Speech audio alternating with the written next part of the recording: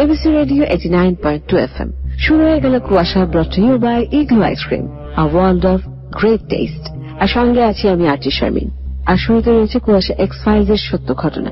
আজকে কুয়াশা X-Files আমরা যে সত্য ঘটনাটি শুনবো তার নাম হচ্ছে বেস্ট ফ্রেন্ড বিট্রেয়াল।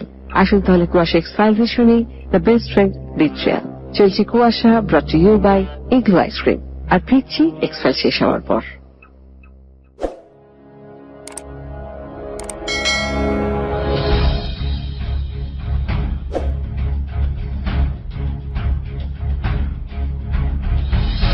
ষোলো বছর রেচেল, স্কাইলার আর শিলা বেস্ট ফ্রেন্ড ছিল, কিন্তু একদিন হঠাৎ করেই তাদের মধ্যে থেকে একজন কোথায় যেন হারিয়ে যায়। আসলে হারিয়ে যায় না, খুন হয়। যে খুনের জন্য দায়ী থাকে তার বাকি দুইজন বন্ধু। 16 বছরের মেয়েটাকে ছুরি দিয়ে আঘাত করে মেরে ফেলা হয়। 3 বন্ধুর মধ্যে স্কাইলার নিউজ 2012 সালের জুলাই মাসে তার বাসা থেকে গায়েব হয়ে যায়। স্কাইলারের বাসার সাথে থাকা সিসি ক্যামেরা দেখে তদন্ত করে জানা যায় যে সেদিন রাতে তার রুমের জানালার কাছে পার্ক করা গাড়িতে সে খুব দ্রুত উঠে কোথাও চলে যায়। ফ্ল্যাগ নামের এক বন্ধুর গাড়ি করে সেই যে স্কাইলার ঘুরতে বের হয়, তারপর 6 মাস পর্যন্ত তার কোনো খোঁজ পাওয়া যায়নি। তবে লম্বা সময়ের বিরতির পর রেচেল তার মুখ খোলে।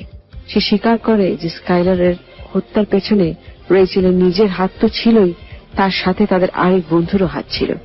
সেই মেয়েটাই স্কাইলারকে বাসা থেকে বের করে আনতে সাহায্য করেছিল। আর ফ্র্যাঙ্ক নামে কেউই আসলে জড়িত ছিল না।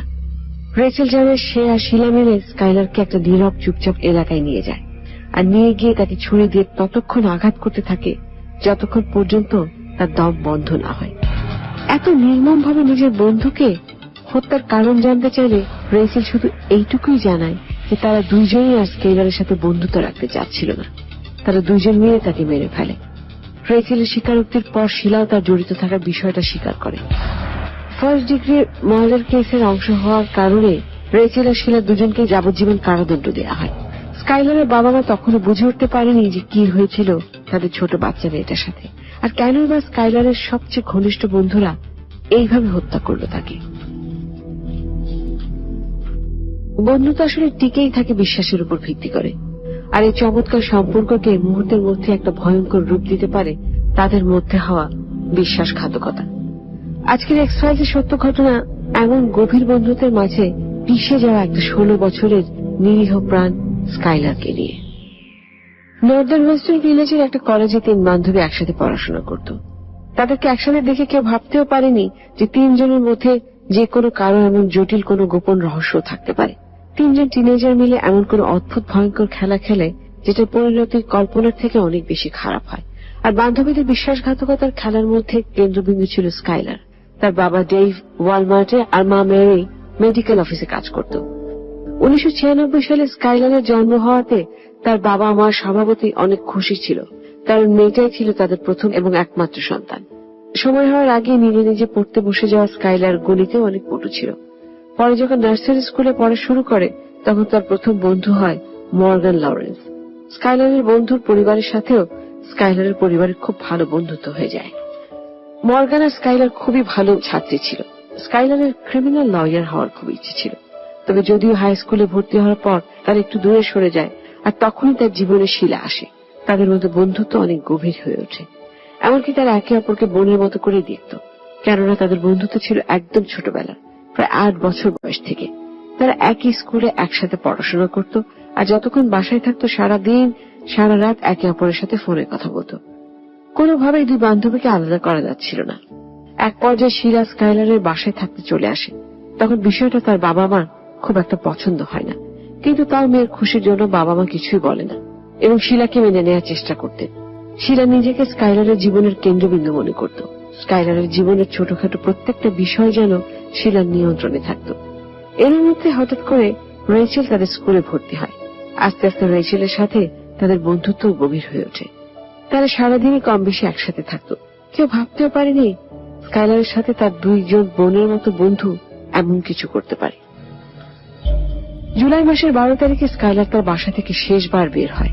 যেদিন স্কাইলার বাসা থেকে গায়েব হয়ে যায় সেদিন সবকিছু বেশ স্বাভাবিক ছিল। রাতে ঘুমানোর আগে স্কাইলার তার মা আর বাবাকে জড়িয়ে ধরে বলেছিল, I love you mom and dad. কে জানতো যে এই বলাই শেষ বলা হবে। তবে দুপুরবেলা যখন স্কাইলারের বাবা তার রুমে গিয়ে দেখে বিছানায় স্কাইলার নেই, তখন সে চিন্তিত হয়ে পড়ে। তারপর দেখে তার রুমের বড় জানালাটা খোলা। স্কাইলারের মাকে ডেকে জিজ্ঞেস করে তিনি বলেন শিলাকে ফোন দিতে, কিন্তু সে কিছুই জানায় না। তারা অনেকক্ষণ অপেক্ষা করে, কিন্তু পরে কোনো উপায় না পেয়ে স্কাইলারের বাবা 911-এ ফোন দেয়। কারণ কোন একটা ঝামেলা যে হয়েছে সেটাই তারা ইতিমধ্যে ধারণা করতে পেরেছিল। তবে এর মধ্যেই শিলা স্কাইলারের মায়ের কাছে ফোন দেয়। শিলা বলে যে তাকে সত্যটা জানাতেই হবে। সে বলে যে স্কাইলার সহ তারা 3 জন রাতে ঘুরতে বের হয়েছিল, তবে মধ্যরাতে স্কাইলার বাসায় ফিরে যেতে চায়। তাই রেচেল আর শিলা তাকে গাড়ি থেকে নামিয়ে দেয়।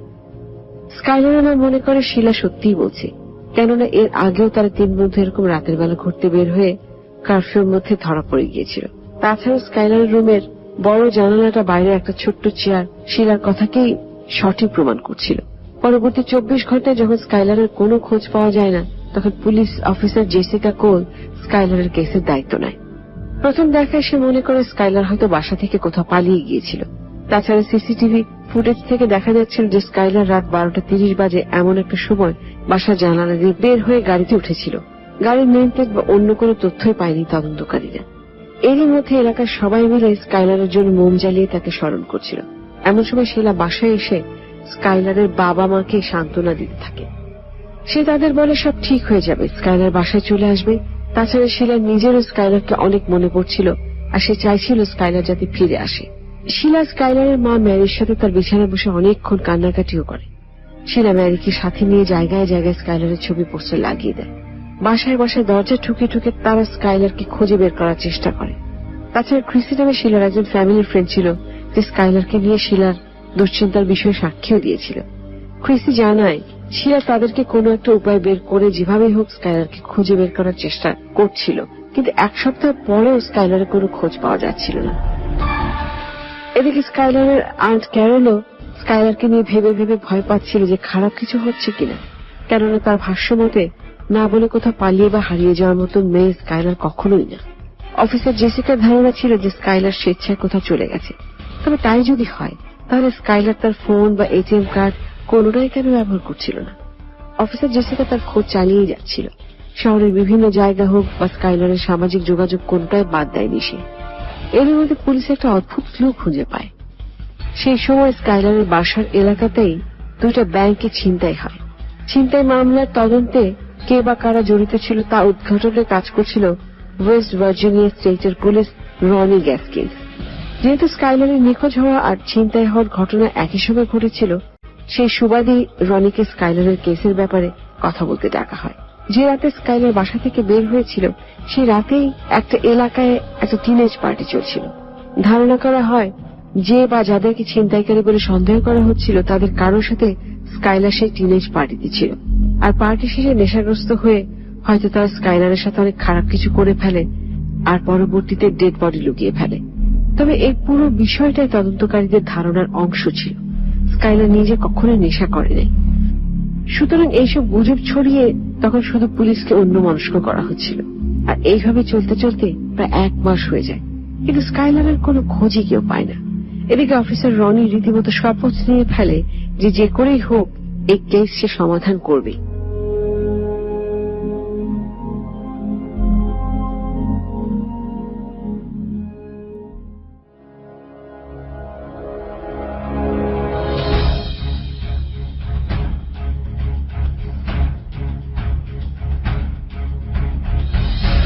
স্কাইলারের স্কুলের ফ্রেন্ডস, ক্লাসমেট সবাই স্কাইলারের অপেক্ষায় তাকে নিয়ে দুশ্চিন্তায় ছিল।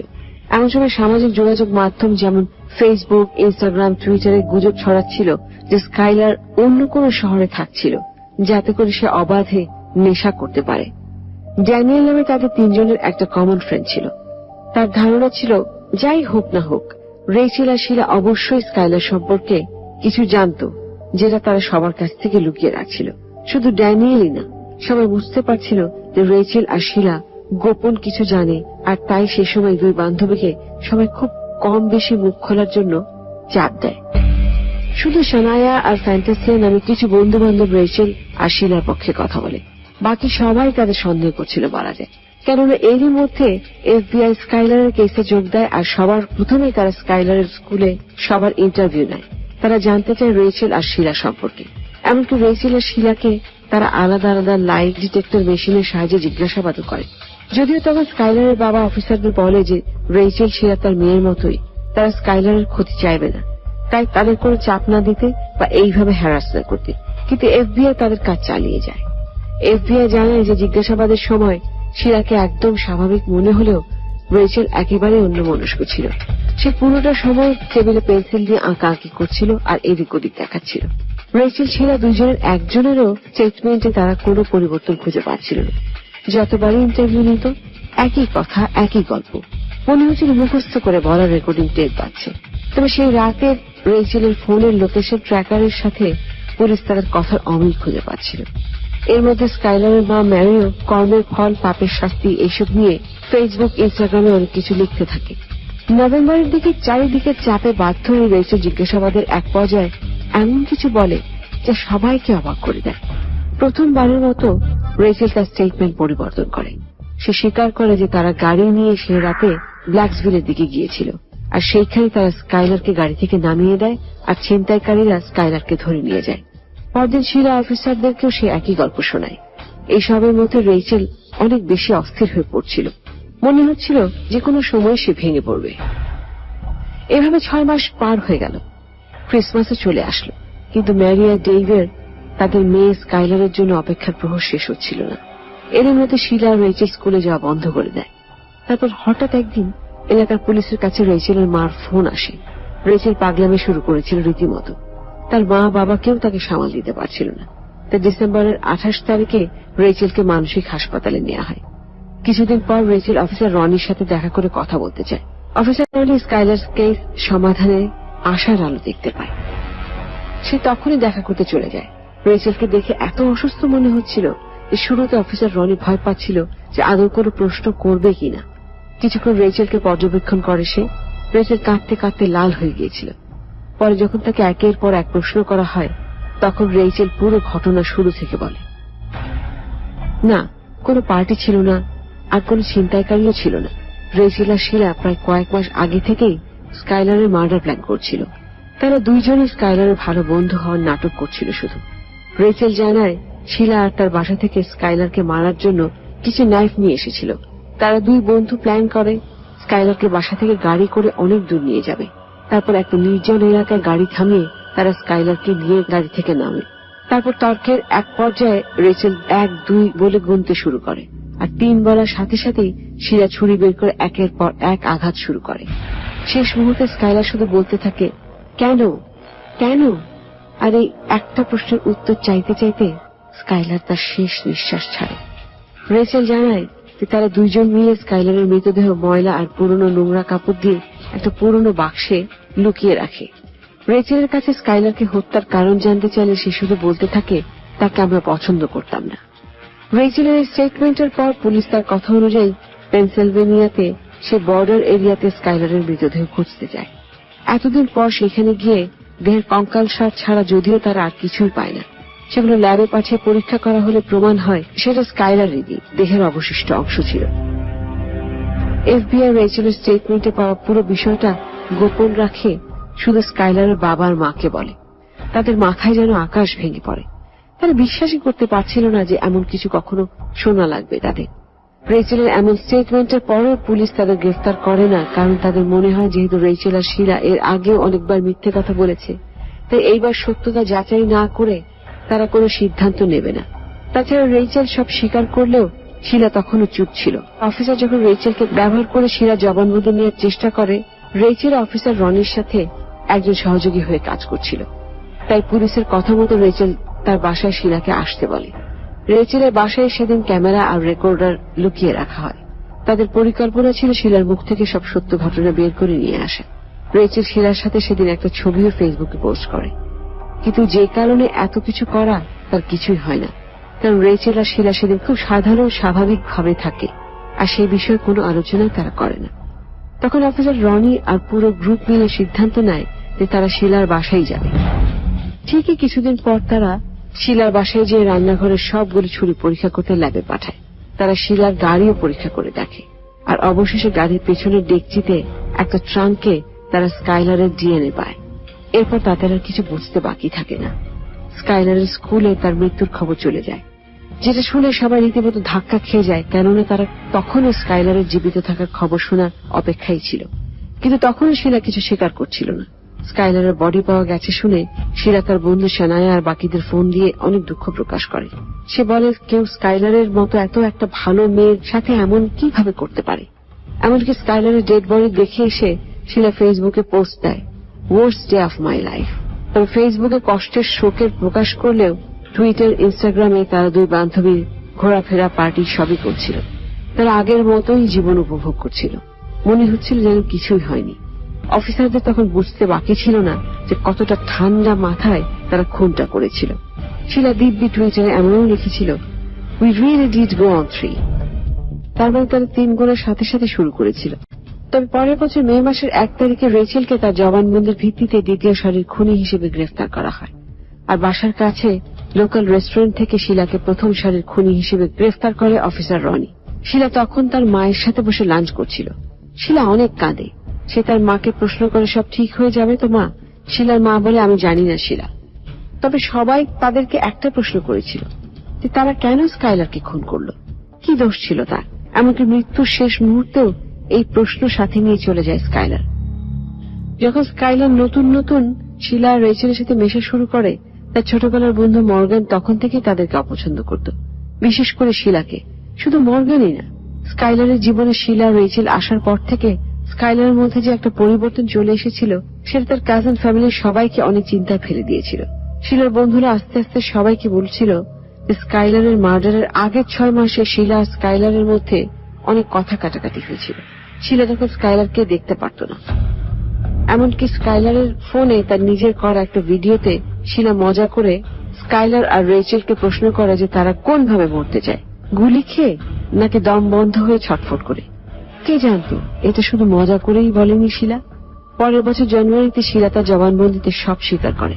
তারা নিজের মুখে স্বীকার না করলেও অফিসার আর তার গ্রুপের তদন্তের মাধ্যমে স্কাইলারের হাতের লেখা ডায়েরির সাহায্যে জানতে পারে যে শিলা আর রেচেলের মধ্যে অন্যরকম একটা সম্পর্ক ছিল। তাদের হওয়ার বিষয়টা স্কাইলার কখনোই স্বাভাবিকভাবে নিতে পারেনি। তাই স্কাইলার কাউকে তাদের এই সম্পর্কের ব্যাপারে বলে দেবে কিনা সেই ভয়ে পুরো বিষয়টাকে গোপন রাখতে শিলা স্কাইলারকে মেরে ফেলার প্ল্যান করে। রেচেল কখনোই এমন কিছু চায়নি, কিন্তু শিলা তাকে প্রভাবিত করতে থাকে আর তার পরিণতি চলে আসে সবার সামনে। রেচেল এখনই তার ভুল স্বীকার করে অনেক অনুতপ্ত বোধ করে বলে, আমি শাস্তিরই প্রাপ্য, আমি অনেক খারাপ করেছি, আমি আর কোনোদিন স্কাইলারকে দেখতে পাবো না। তবে শিলার মধ্যে এমন কোন উপলব্ধি আসে না। তাদের বয়স কম হওয়ার কারণে প্রথমে তাদের দুজনকেই 30 বছর কারাদণ্ডের শাস্তি দেওয়া হলেও পরে প্রাপ্তবয়স্ক হলে তাদের যাবজ্জীবন কারাদণ্ডের শাস্তি হয়। আর এইভাবেই 3 বন্ধুর বন্ধুত্ব আর গল্প শেষ হয়।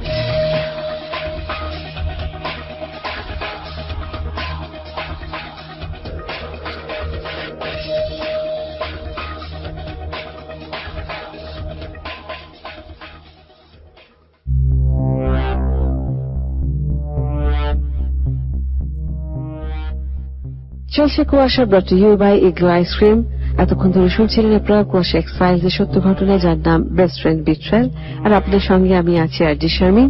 আর এখন সময় হয়ে গেছে আমাদের পরের গল্পটিতে যাবার। আজকের গল্পটি লিখেছেন আপনাদের জন্য নাদিয়া ইসলাম নিতুল এবং গল্পের নাম হচ্ছে 3।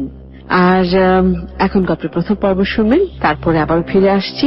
আপনি শুনছেন এবিসি রেডিও 89.2 FM, সঙ্গে আছে আরজি শারমিন। আর চলছে কুয়াশা, brought to you by Igloo ice cream. কুয়াশার প্রতিটি গল্পের চরিত্র, স্থান, কাল, ধর্ম, দল, সংলাপ ইত্যাদি সম্পূর্ণ কাল্পনিক এবং শুধুমাত্র বিনোদনের উদ্দেশ্যে লেখা। গল্প বা গল্পের কোন চরিত্রের সাথে বাস্তবের যে কোনো সাদৃশ্য সম্পূর্ণভাবে কাকতালীয়।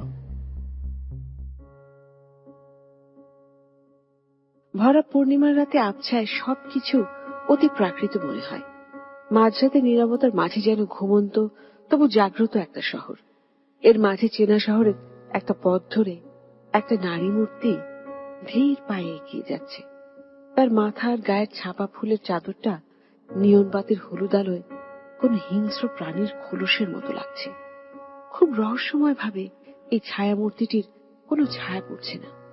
সে হেঁটে চলেছে একটা নির্জীব বস্তুর মতো ছন্দহীন শব্দহীন ভঙ্গিতে। হঠাৎ তার পেছনেই একটা ছায়ার আবির্ভাব হয়। মনে হচ্ছে যেন সেই নারী মূর্তির গায়ে জড়ানো চাদরের ভেতরেই সে আত্মগোপন করেছিল। হঠাৎ করেই সেই নারী মূর্তির গতি বাড়তে লাগলো। সে এবার প্রাণপণে ছুটছে, আর পেছনে ছুটছে সেই ছায়া। কিছু সময় পর তার একটা ছোট্ট গলির বাঁকে অদৃশ্য হয়ে গেল। কেমন একটা পিন পতন নীরবতা, আর তারপরে একটা রক্তহীন চিৎকার শোনা গেল। দূরে করুণ কণ্ঠে ডাকা বেওয়ারিশ কুকুরের হাঁক ডাক আর দূরপাল্লার একটা ভারী যানের শব্দে সে চিৎকারটা আরো ভয়ঙ্কর মনে হলো।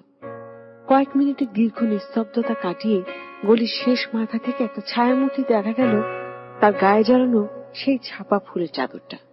সে ধীরে ধীরে অদৃশ্য হয়ে গেল পুরনো ঢাকার অসংখ্য জোড়া গলির কোনো একটায়, আর তার পেছনে পড়ে রইল একটা ক্ষত বিক্ষত লাশ। রাস্তার নিয়ন বাতির হলুদ আলো আর মায়াবী জ্যোৎস্নার আলো মিলে পুরো দৃশ্যটা কেমন আদি ভৌতিকতা সৃষ্টি করে রাখল। এ যেন এক চন্দ্রাহত সম্মোহন।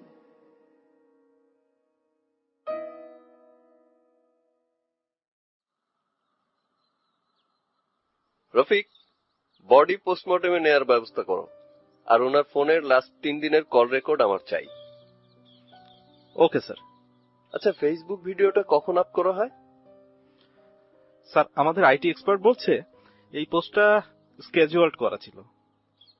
আচ্ছা, এটা কি কোনো পাবলিক পেজে ছিল? স্যার, এটা ব্যারেট ল মেম্বারদের অফিসিয়াল পেজ। আনোয়ার সিদ্দিকী চিরকুমার, উনি এই পেজের অ্যাডমিন ছিলেন। ঠিক দুপুর 12টায় এটা স্কেজুয়াল করা ছিল। সে নিজেই ডেথ নোটটা পড়ে এবং ভিডিও করে। স্ক্রিন পুরো ব্ল্যাক ছিল। এটা আপলোড হওয়ার আরো 9 ঘন্টা পর ওনার মৃত্যু হয়। এটা কনফার্ম সুইসাইড স্যার। শোনো, তদন্ত শেষ না হওয়ার আগ পর্যন্ত এই ধরনের কোনো মন্তব্য আমরা করতে পারি না রফিক। সরি স্যার, কিন্তু আমরা ভিকটিমের আশপাশের স্পটে কোনো মার্ডার উইপেন পাইনি। দরজার ভেতর থেকে লক করা ছিল। প্রত্যেকটা জায়গায় ফিঙ্গারপ্রিন্ট নেওয়া হয়েছে। উনি একা থাকতেন, অন্য কোনো ফিঙ্গারপ্রিন্টও পাওয়া যায়নি। উনি নিজেই গলায় ফাঁসটা দিয়েছিলেন।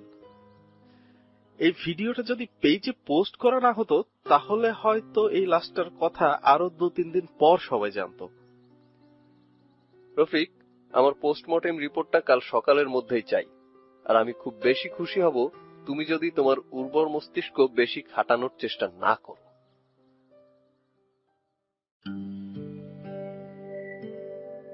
হোমিসাইড ইনভেস্টিগেটর নিয়াজ হক স্পেশাল ব্রাঞ্চের তুখুর ইনভেস্টিগেটিং অফিসার। গত বছর এফবিআই থেকে একটা স্পেশাল ট্রেনিং করে এসেছে। হোমিসাইডের কাজ হচ্ছে হত্যা রহস্যের তদন্ত করা।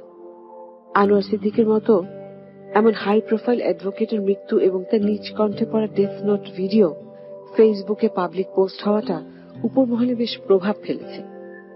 নিয়াজের সাবকনশিয়াস মাইন্ড বলছে আত্মহত্যা মনে হলেও এর পেছনের গল্পটা অন্যরকম। কি হতে পারে সে আসল সত্যটা?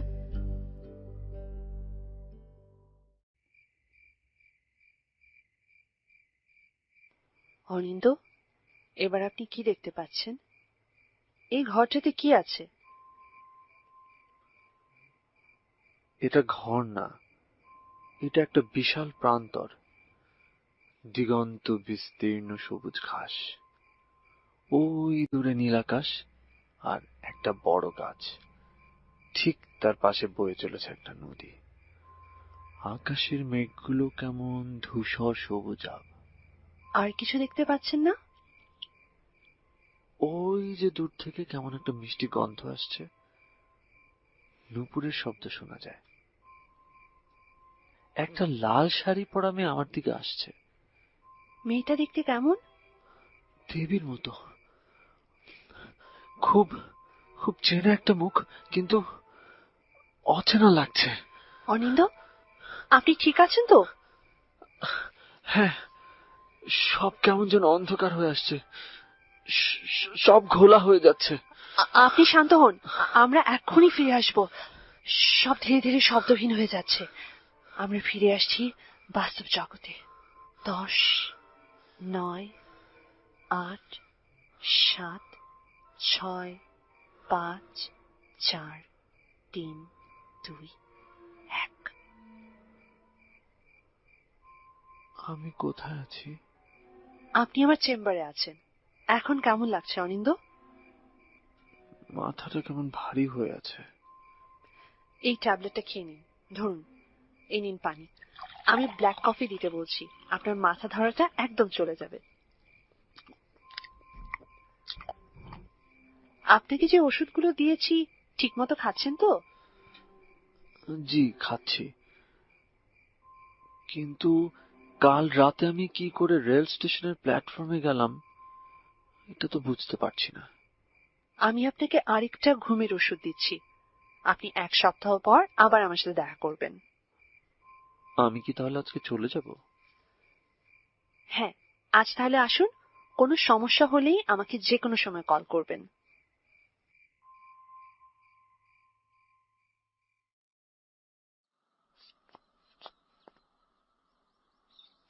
হ্যালো, এক্সকিউজ মি, আমি না 707 নাম্বার রুমটা চাচ্ছিলাম। আপনি একা নিতে চান রুমটা? ও তো ডাবল বেডরুম। হ্যাঁ, আমি একাই। স্যার, আমাদের 8 নম্বর ফ্লোরে একটা ভিআইপি সুইট আছে, রিভার সাইড ভিউ। সামনের ভিউটা সুন্দর কিন্তু। মানে? মানে এই রুমের ভিউটাও সুন্দর। আমার এক ফ্রেন্ড গত মাসে এখানে এসেছিল আর কি, ওর কাছ থেকে শুনেছি। ও আচ্ছা, ঠিক আছে স্যার, আমি আমাদের বয়কে আপনার সাথে দিয়ে দিচ্ছি, ও রুম দেখিয়ে দিবে। বাহ, একটু দূর থেকে পাহাড়ও দেখা যায়। পাহাড়? পাহাড় না, খুব সুন্দর দুটো পাহাড়। আরেকটু নিচে নামলে একটা খরস্রোতা নদী, গহীন, অনেক গহীন। স্যার, আপনি কি লেখক? সৌন্দর্যের সামনে আসলে আসলে মানুষ এমনিতেই কবি হয়ে যায় বোধহয়। মানে স্যার, হোটেল বয় এসে গেছে, ও আপনাকে রুমটা দেখিয়ে দেবে, পায়ে গেলেই আমাদের lift. Thank you miss. Shreya আমার নাম। ওয়াও, নামটা আপনার মতোই সুন্দর। ধন্যবাদ স্যার। আদিওস সেনোরিটা।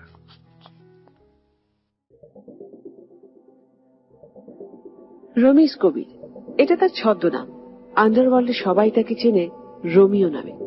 তাকে দেখে কেউ বলবে না এই সুদর্শন চেহারার পেছনে একটা ভয়ঙ্কর খুনি লুকিয়ে আছে।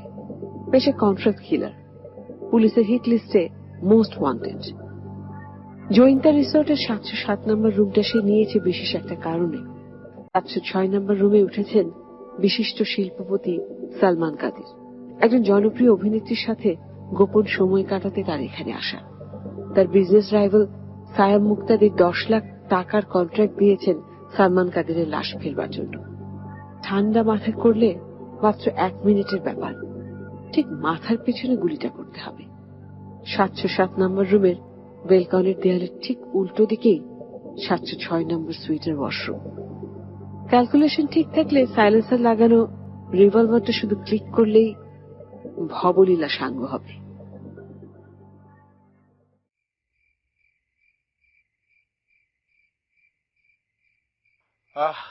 পেকটা একটু বেশি হয়ে গেছে, মাথাটা কেমন ধরেছে। এই অহনা, তুমি কোথায়? কাজ শেষ আর চলে গেলে? কি ভয় পাও কেউ যদি জানতে পারে? টাকাও চাই আবার ভয়, মাল খালাস আর খেল খতম। সবে তো রাত 2টা, আরো খেলা বাকি সুন্দরী। আরে এ কি, বাথরুমের দরজাটা যেন কোন দিকে? এই যে, এই তো ডান দিকে। এই তো পেয়ে গেছি। আগে ট্যাঙ্কি ক্লিয়ার, তারপর বাকি কথা।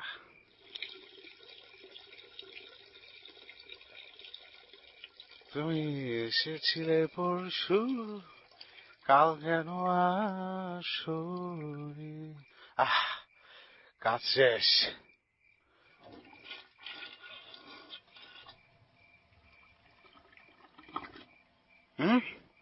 এটা কি পুকুর নাকি?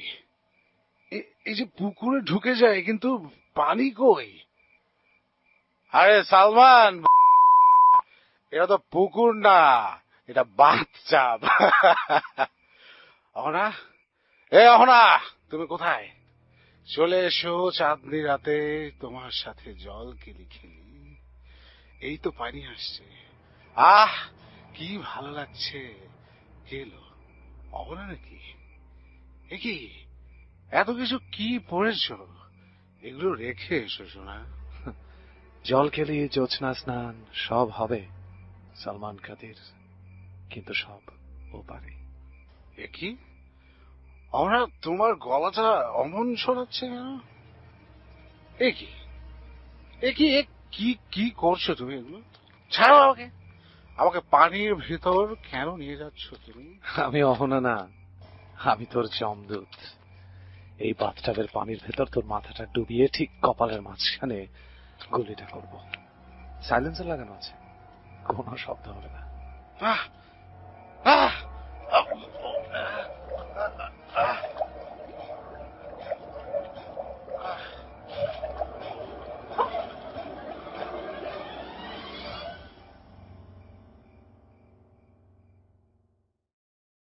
রফিক, পোস্টমর্টেম রিপোর্টটা কি হয়েছে?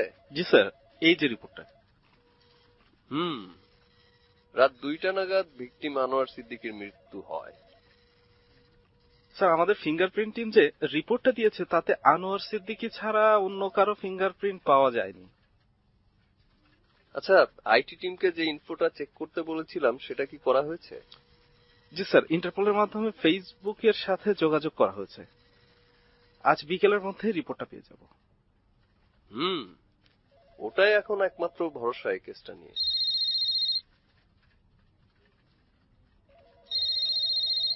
হ্যালো, হ্যাঁ সালাম সাহেব, জি বলেন। আচ্ছা আচ্ছা, ঘটনাটা কখন ঘটেছে? রাতের দিকে? আপনারা কখন জানতে পারেন? ঘন্টা খানেক আগে। আচ্ছা, বুঝতে পেরেছি, আমরা আসছি। স্যার, আমাদের এক্ষুনি সিলেটের দিকে রওনা দিতে হবে। হেডকোয়ার্টার থেকে কল ছিল। শিল্পপতি সালমান কাদের খুন হয়েছেন সিলেটের একটা রিসোর্টে। খুব সেন্সিটিভ ইস্যু। চার্টার্ড প্লেন বলা আছে, এখনই এয়ারপোর্টে যেতে হবে। ওকে, চলো।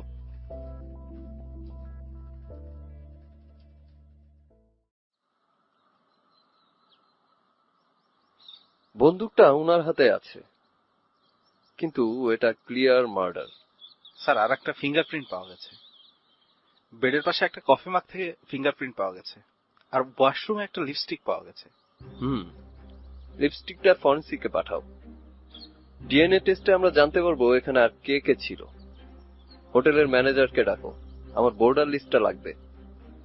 স্যার, ম্যানেজার ছুটিতে আছেন, আপাতত শ্রেয়া নামে একজন ইনচার্জে আছে, ওনাকে পাশের রুমে বসিয়ে রেখেছি। ঠিক আছে, বডিটা পোস্টমর্টেমে পাঠানোর ব্যবস্থা করো।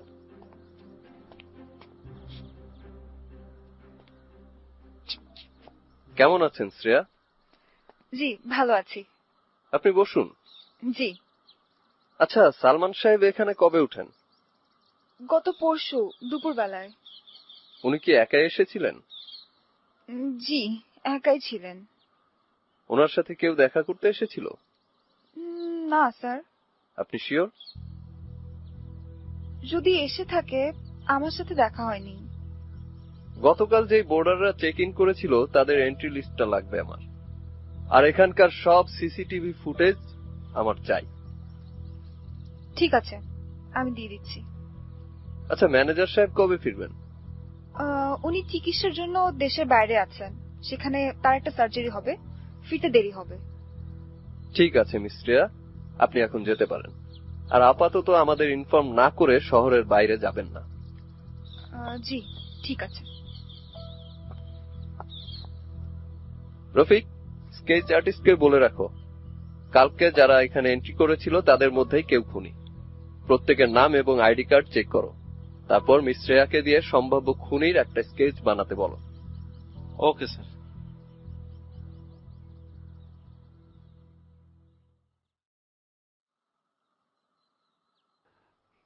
উফ, কি অসহ্য আলো! জানালাটা কে খুললো? কেউ লাগিয়ে দাও। দিচ্ছি লাগিয়ে। কিন্তু সারাক্ষণ ঘর অন্ধকার করে বসে থাকলে কি হবে? তাহলে তো তুমি কখনো সুস্থ হতে পারবে না। আমি সুস্থ, এই কেবল আলোটা আমাকে খুব যন্ত্রণা দেয়, কেবল চাঁদের আলো প্রশান্তি দেয়। আর অমাবস্যার অন্ধকার একটা গুমট আধার থাকে, তাও সেখানে নিঃশ্বাস না যায়। আজ যে বাহিরে যেতেই হবে, আজ আধো চাঁদের আলো থাকবে রাতের আকাশ জুড়ে। যাব, নিশ্চয় যাব, যাব তো। চন্দ্রাহত সম্মোহন আমাকে ডাকছে। যাব যাব যাব। তবে অপেক্ষা কেন?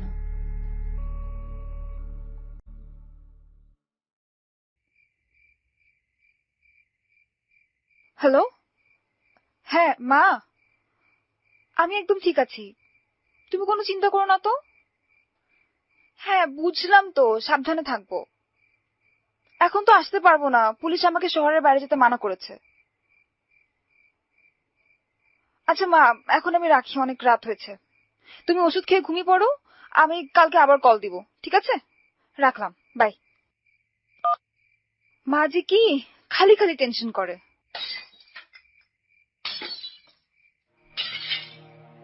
আরে কিসের শব্দ ওটা? দেখ, ইলেকট্রিসিটি যাওয়ার আর সময় পেল না। ম্যাচটা যে কোথায় রেখেছি মনেই আসছে না।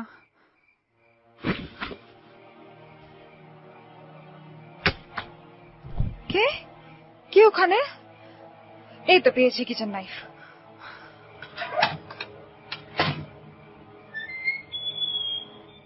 ওটা কিসের ছায়া? কথা বলছেন না কেন আপনি? কে আপনি? কাছে আসবেন না বলে দিচ্ছি, ভালো হবে না।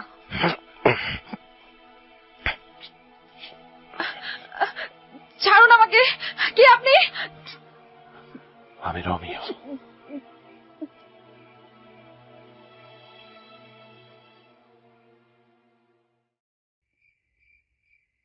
শোনা গেল লাশ কাটা ঘরে নিয়ে গেছে তারে।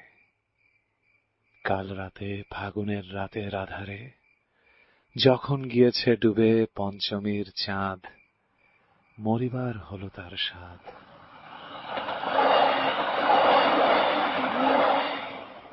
আমি কোথায়? আমি নড়তে পারছি না কেন? বেশি নড়াচড়া করলে ব্যথা পাবে শ্রেয়া। সুন্দর কিছুতে আঘাত লাগলে আসলে আমি ঠিক নিতে পারি না। শুয়ে থাকো তো, তাকিয়ে দেখো, পঞ্চাদশীর চাঁদের মায়াবী আলোতে সবকিছু কেমন মায়াবী লাগছে। তোমাকে অদ্ভুত সুন্দর লাগছে শ্রেয়া। আপনি সেই লোকটা না? তার মানে খুনটা আপনি করেছিলেন? অফকোর্স, আমি সে। চিনতে পেরেছো তাহলে? এই চিনতে পারাটাই আসলে তোমার মৃত্যুর কারণ। প্লিজ আমাকে ছেড়ে দিন, আমি কাউকে কিচ্ছু বলবো না। আমার মাকে দেখার কেউ নেই, প্লিজ আমাকে ছেড়ে দিন।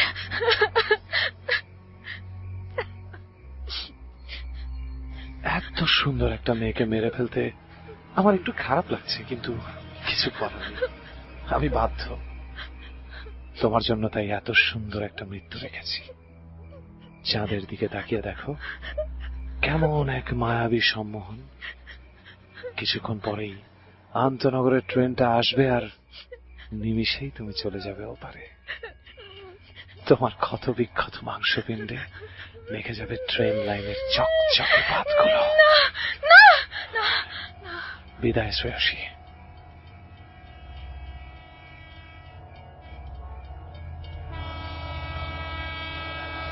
বিদায়।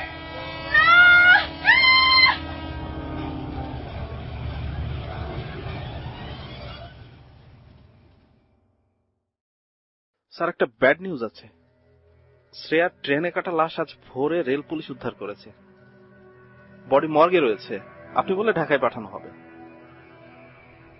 মেয়েটির মা ছাড়া কেউ ছিল না, তাকে খবর দেওয়া হয়েছে। আচ্ছা, লিপস্টিকের ডিএনএ আর ফিঙ্গারপ্রিন্টের রিপোর্ট কি এসেছে? জি স্যার, ম্যাচ করে জানা গেছে এটা বিখ্যাত অভিনেত্রী অহন হাসান। বুঝতে পেরেছি। স্যার, আইটি টিম ইন্টারপোল থেকে রিপোর্ট পেয়েছে।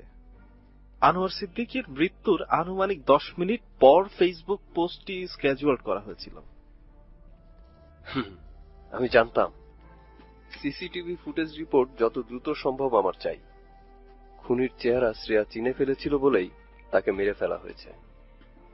আচ্ছা, গেস্টদের এন্ট্রি বুক চেক করেছো? জি স্যার, তানভীর চৌধুরী বলে এক বাইং হাউস ওনারের আইডি কার্ড পাওয়া গেছে। আমরা খোঁজ নিয়ে দেখেছি সেটা ভুয়া। এই নামে কোনো বাইং হাউস নেই, ঠিকানা ভুল। ওনার ফোন আইডির ছবি দিয়েও খুঁজছি, কিন্তু ফেস ডিটেক্ট করছে না। করবার কথাও নয়। খুনি খুবই ধূর্ত। আপাতত স্পটে চলো, এরপর ঢাকায় ব্যাক করব। 3 দিনের ব্যবধানে 3টা খুন। খুব দ্রুত স্টেপ নিতে হবে। Okay sir.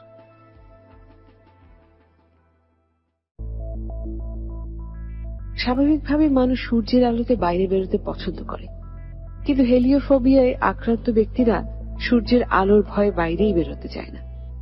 হেলিওফোবিয়া অদ্ভুত এক রোগ। রোগটা শারীরিকের চেয়ে অনেক বেশি মানসিক। দিনের আলোতে যা কিছু স্পষ্ট স্বাভাবিক মানুষের কাছে, তা হেলিওফোবিয়ায় আক্রান্ত মানুষের জন্য অসহ্য। তাদের কাছে রহস্যময় রাত সবচেয়ে বেশি পছন্দের। অনিন্দ তেমনই একজন মানুষ। অন্ধকার তার কাছে সবচেয়ে প্রিয়। চাঁদের আলোয় অন্ধকারের অপার সৌন্দর্য তাকে মোহগ্রস্ত করে।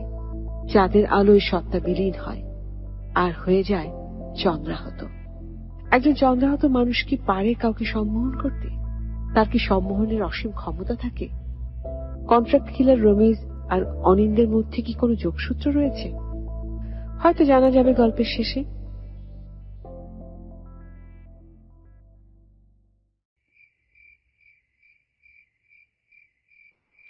কেমন আছেন অনিন্দ? জি ভালো আছি, কিন্তু কয়েকদিন ধরে ঘুমটা হয়নি। আজকে আপনার ওষুধটা পাল্টে দেব। আপনি কি ঢাকার বাইরে গিয়েছিলেন? হ্যাঁ। একা গিয়েছিলেন? না, আমি আর নন্দিনী গিয়েছিলাম। নন্দিনীর সাথে না আপনার ঝগড়া হয়েছিল? বন্ধুর সাথে কি বেশিক্ষণ ঝগড়া করে থাকা যায়? বন্ধু? আপনি তো বলেছিলেন সে আপনার স্ত্রী। স্ত্রী তো বন্ধুই হয়। আমাকে এই মানুষটাই শুধু বোঝে। ওকে, তাহলে আজকের সেশনটা শুরু করা যাক। চোখ বন্ধ করে এই চেয়ারে মাথা রাখুন। আচ্ছা। এবার জোরে জোরে শ্বাস নিন, আস্তে করে ছাড়ুন। ঘুমিয়ে পড়ার চেষ্টা করুন। আস্তে আস্তে হারিয়ে যান মনের ভেতরের অতুল রাজ্যে। একটা অদেখা লুকোনো দরজা খুলে যাবে। আস্তে আস্তে সেটাতে ধাক্কা দিন।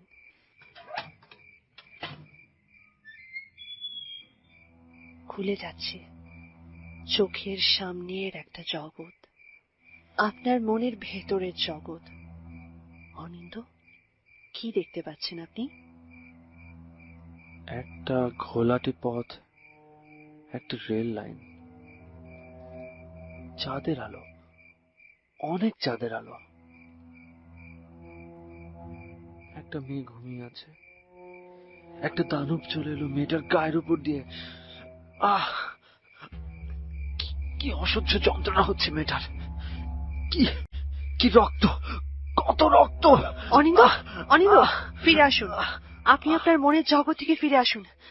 10, 9, 8, 7, 6, 5, 4, 3, 2, 1। ও মাই গড, বেশি তো এপিলেপসি হচ্ছে। করিমল, এখন ইনজেকশনটা নিয়ে এসো। অনিন্দ, কিচ্ছু হবে না আপনার। ইনজেকশনটা দিলেই সবকিছু ঠিক হয়ে যাবে।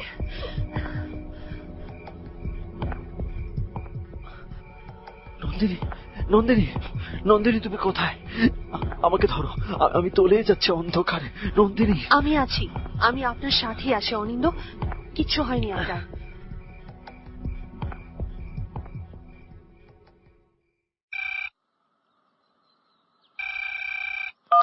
হ্যালো, ডক্টর সারা জামান বলছেন? জি বলছি। আচ্ছা ডাক্তার, আপনি কি শ্রেয়া বলে কাউকে চেনেন? না, ঠিক মনে আসছে না। এরকম নামে তো আমার কোনো পেশেন্ট নেই, থাকলে অবশ্যই মনে থাকতো। আচ্ছা, তানভীর চৌধুরী নামে কাউকে কি চিনতে পারেন? এই নামটা একেবারেই অচেনা। আচ্ছা, আপনি কে বলুন তো, এত প্রশ্ন করছেন আমাকে? আমি হোমিসাইড ডিপার্টমেন্ট থেকে নিয়াজ হক বলছি। সিলেট মালিনীছড়া টি স্টেটের কাছে রেল লাইনের পাশে শ্রেয়া নামের একটি মেয়ের ট্রেনে কাটা লাশ পাওয়া গেছে। তার লাশের কাছেই আপনার ভিজিটিং কার্ডটি পাওয়া যায়। আচ্ছা ডাক্তার, আপনাকে আমাদের হেডকোয়ার্টারে আসতে হবে কিছু আইডেন্টিফিকেশনের জন্য, আর আপনার পেশেন্ট এন্ট্রি লিস্টটাও লাগবে। ওকে অফিসার, আমি ঘন্টা খানেকের মধ্যে আসছি।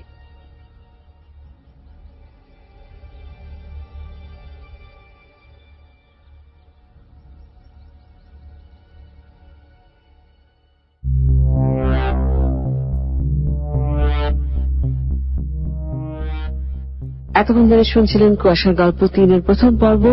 আর Kuasha is brought to you by Igloo ice cream. সঙ্গে আছে আমি আরজে শারমিন। আর হাতের সময় খুব কম করা আছে, গল্পটা বেশ দীর্ঘ, তাই চলে যাচ্ছি দ্বিতীয় পর্বে। চলছে কুয়াশা brought to you by Igloo ice cream. ফিরছি দ্বিতীয় পর্বের পর।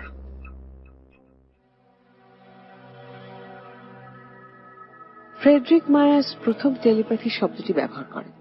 টেলিপ্যাথি শব্দটি গ্রিক টেলি ও প্যাথিয়া শব্দ থেকে এসেছে।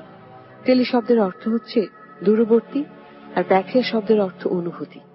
আপনি কাউকে দেখতে পাচ্ছেন না, কিন্তু কেউ একজন আপনার সব চিন্তা আর অনুভূতিকে প্রভাবিত করছে। অদৃশ্য এই সম্বন্ধকে বলা হয়ে থাকে টেলিপ্যাথি। যদিও এই বিষয়টির বৈজ্ঞানিক ভিত্তি ততটা শক্ত নয়, তবুও প্যারাসাইকোলজির এই শাখাটিকে নিয়ে গবেষণার শেষ নেই। 1971 সালে অ্যাপোলো 14 চন্দ্র অভিযানের সময় টেলিপ্যাথি গবেষণার সবচাইতে চাঞ্চল্যময় খবরটি প্রকাশিত হয়। সে সময় গুজব ছড়ায় যে অ্যাপোলো 14 নভোচারী ক্যাপ্টেন এডগার মিশেল চাঁদ থেকে ইএসপি সম্পর্কে একটি রহস্যজনক গবেষণা চালিয়েছে। বলা হয় তিনি চন্দ্রযান থেকে মোট 6 বার পৃথিবীর সাথে টেলিপ্যাথির মাধ্যমে যোগাযোগ স্থাপন করেছিলেন, কিন্তু রহস্যজনকভাবে এই গবেষণার বিস্তারিত জানা যায়নি। বিজ্ঞানে সবকিছুর ব্যাখ্যা থাকে না, কিছু ঘটনা ব্যাখ্যাতীত। মানুষের মন আর মস্তিষ্কের বিচিত্র খেয়াল প্রকৃতির সবচেয়ে রহস্যময় অধ্যায়। অনিন্দা রোমেজের মধ্যে কি কোনো অদৃশ্য টেলিপ্যাথির যোগসূত্র আছে যা খুনের রহস্য সমাধান করবে?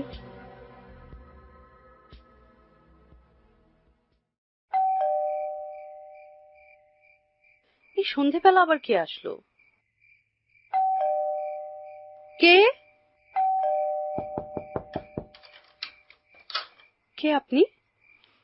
জি, আমি অফিসার রফিক, হোমিসাইড ডিপার্টমেন্ট থেকে এসেছি। আপনার সাথে কিছু কথা ছিল। দেখুন, আমার শরীরটা বেশ খারাপ, 2 দিন ধরে শুটিং এ যাচ্ছি না। আপনি বরং কাল আসুন। ম্যাডাম, শিল্পপতি সালমান কাদির গত পরশু সিলেটে একটি রিসোর্টে খুন হয়েছেন। মার্ডার স্পট থেকে একটি লিপস্টিক পাওয়া গেছে যেটার ফিঙ্গারপ্রিন্ট আপনার ফিঙ্গারপ্রিন্টের সাথে ম্যাচ করে। আপনি যদি আমাকে কোঅপারেট না করেন সেক্ষেত্রে খামোখা একটা ঝামেলা হয়ে যাবে। আপনি নিশ্চয়ই বুঝতে পারছেন। ঠিক আছে, চলুন।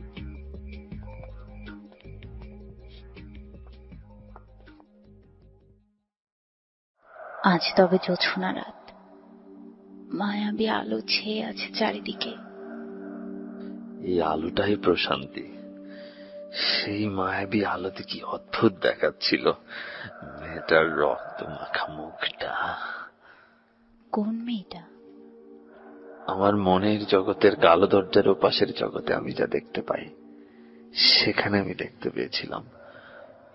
ডক্টর সারা আমাকে ওখানে নিয়ে গিয়েছিল। ওখানে তোমাকে যেতে হবে না, ওখানে গেলে তোমার খুব যন্ত্রণা হয়। আমার একটা ভয়ানক অসুখ আছে নন্দিনী, আমি সেখান থেকে মুক্তি চাই। আমি একটু ঘুমাতে চাই। মাঝে মাঝে মনে হয় কত সহস্র শতাব্দী ধরে আমি ঘুমাই না। ঘুমাতে গেলেই চাঁদের আলো মাখা ভয়ঙ্কর কিছু চোখের সামনে ভেসে ওঠে। ঘুমিয়ে গেলেই যে আমরা হারিয়ে যাব। অনিন্দু, আমাদের তো ঘুমলে চলবে না। আমি মুক্তি চাই এখান থেকে। আসবে, আসবে মুক্তি এই ভরা চাঁদের আলোয়। কেউ অপেক্ষা করছে চিরমুক্তির।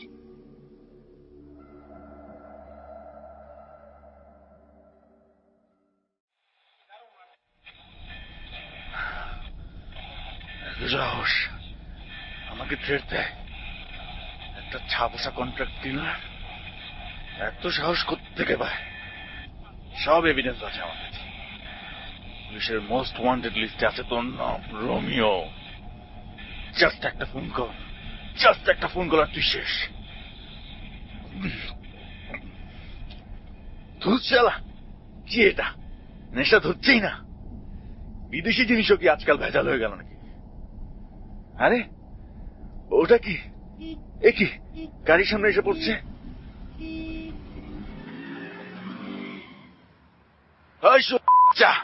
চোখে দেখোস না? মাঝরাতে কি বাংলা খায় রাস্তা পারস? ফকির নির্বলা গুলা মনে করে রাস্তা না, এটা বাড়ির ড্রয়িং রুম। কি সমস্যা? কি সমস্যাটা তো আমার না, আপনার সায়েম সাহেব। কে কে তুমি? আমি রোমিও।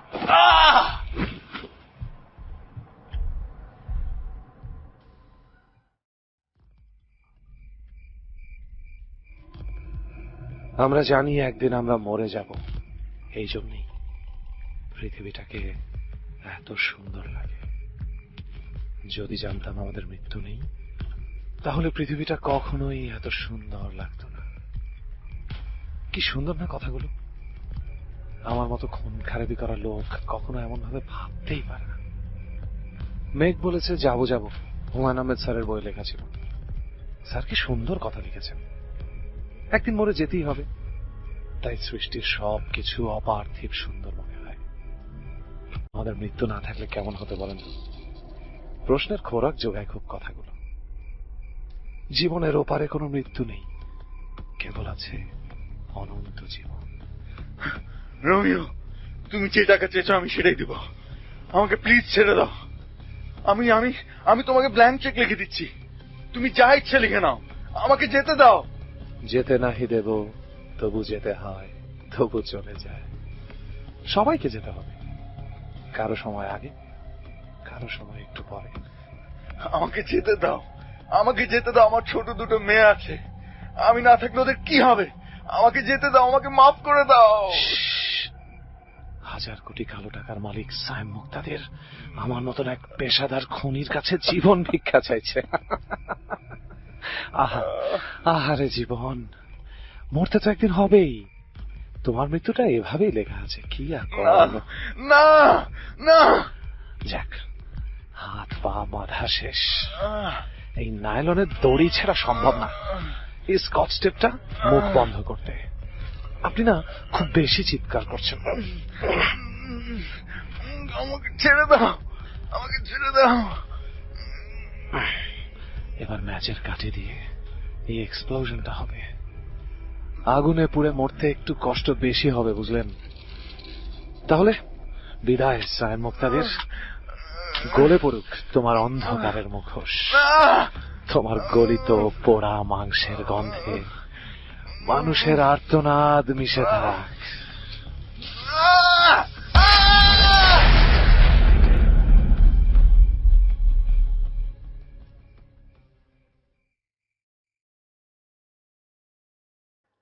আপনি কি ওনাকে চিনতে পারছেন? Tanvir Chowdhury, executive relevant buying corporates. একে আমি কখনো দেখিনি, কিন্তু চেহারাটা খুব চেনা চেনা মনে হচ্ছে। আপনার পেশেন্ট লিস্টে মাত্র 6 জন পেশেন্টের নাম এন্ট্রি করা হয়েছে। এরা সবাই আমার লাস্ট 6 মাসের পেশেন্ট। আমি একটা থিসিস পেপার নিয়ে কাজ করছি। এর আগে 2 বছর আমি নিউ ইয়র্কে ছিলাম এমএস করার জন্য। দেশে ফিরে এসেই আমি আমার থিসিস পেপারের জন্য রিসার্চ ওয়ার্ক করছি। এখানে পেশেন্টদের সব ডিটেলস আর হিস্ট্রি দেয়া আছে। আচ্ছা, আপনি যদি কিছু মনে না করেন, আপনার রিসার্চের বিষয়টা কি আমি জানতে পারি? ক্যাপগ্রেস ডেলিউশন এবং multiple personality disorder, medical term, তাই নামগুলো বেশ কাঠখোট্টা মনে হবে আপনার। সেটা কোনো বিষয় না। রোগগুলো আসলে কি যদি বুঝিয়ে বলতেন? অবশ্যই, আমি যতটা সম্ভব সহজ করে বলার চেষ্টা করছি। যেমন ধরুন ক্যাপগ্রেস ডেলিউশন, এটা যাদের হয় তারা খুব কাছের একজন মানুষকে নিজের বন্ধু ভাবতে থাকে, কিন্তু বাস্তবে এটা একটা কাল্পনিক চরিত্র যার আসলে বাস্তবে কোনো অস্তিত্ব নেই। এই ধরনের মানসিক রোগীরা নানা ধরনের অপরাধ করে থাকে এবং সে বুঝতে পারে না সে এই কাজগুলো কিভাবে করছে। সে তার পাশের কাল্পনিক মানুষটাকে তার করা বিভিন্ন খারাপ কাজের জন্য দোষারোপ করতে থাকে। মনে হতে থাকে যেন তার কারণেই সে এই কাজটা করছে। এই রোগটা স্কিজোফ্রেনিয়ায় আক্রান্ত যেই মানসিক রোগীরা থাকে তাদের সাথে খানিকটা মিলে যায়। এই কাল্পনিক চরিত্রকে বলা হয়ে থাকে ইমাজিনারি ফ্রেন্ড। আপনি কার্ট কোবেনের নাম শুনেছেন? অল্টারনেটিভ রকের পায়োনিয়ার, নির্ভানার ভোকাল। আপনি নির্ভানা লেখা আমার কফি মগ দেখে ভেবেছেন I am a Nirvana fan? একটু বেশি ডিটেকটিভ বই পড়ার প্রভাব। যদিও আমি সাইকিয়াট্রিস্ট। যাই হোক, কার্ট কোবেনের মৃত্যু নিয়ে অনেক বিতর্ক কিন্তু আছে, সেটা নিশ্চয়ই আপনি জানেন। তার একটা ইমাজিনারি ফ্রেন্ড ছিল যার নাম ছিল বুদ্ধা। তার রহস্যময় মৃত্যুর অন্যতম কারণ ছিল তার এই কাল্পনিক বন্ধু। ও, আর multiple personality disorder? Dissociative identity disorder বা মাল্টিপল পার্সোনালিটি ডিসঅর্ডার এটা অসম্ভব বিরল ধরনের একটা মানসিক রোগ। এই মানসিক রোগটা যাদের হয় তাদের আচরণগুলোকে আপনি বিভিন্ন ভাগে ভাগ করতে পারেন। ব্যাপারটা ঠিক এরকম যে একজন মানুষের ভেতরেই অনেকগুলো মানুষের বসবাস।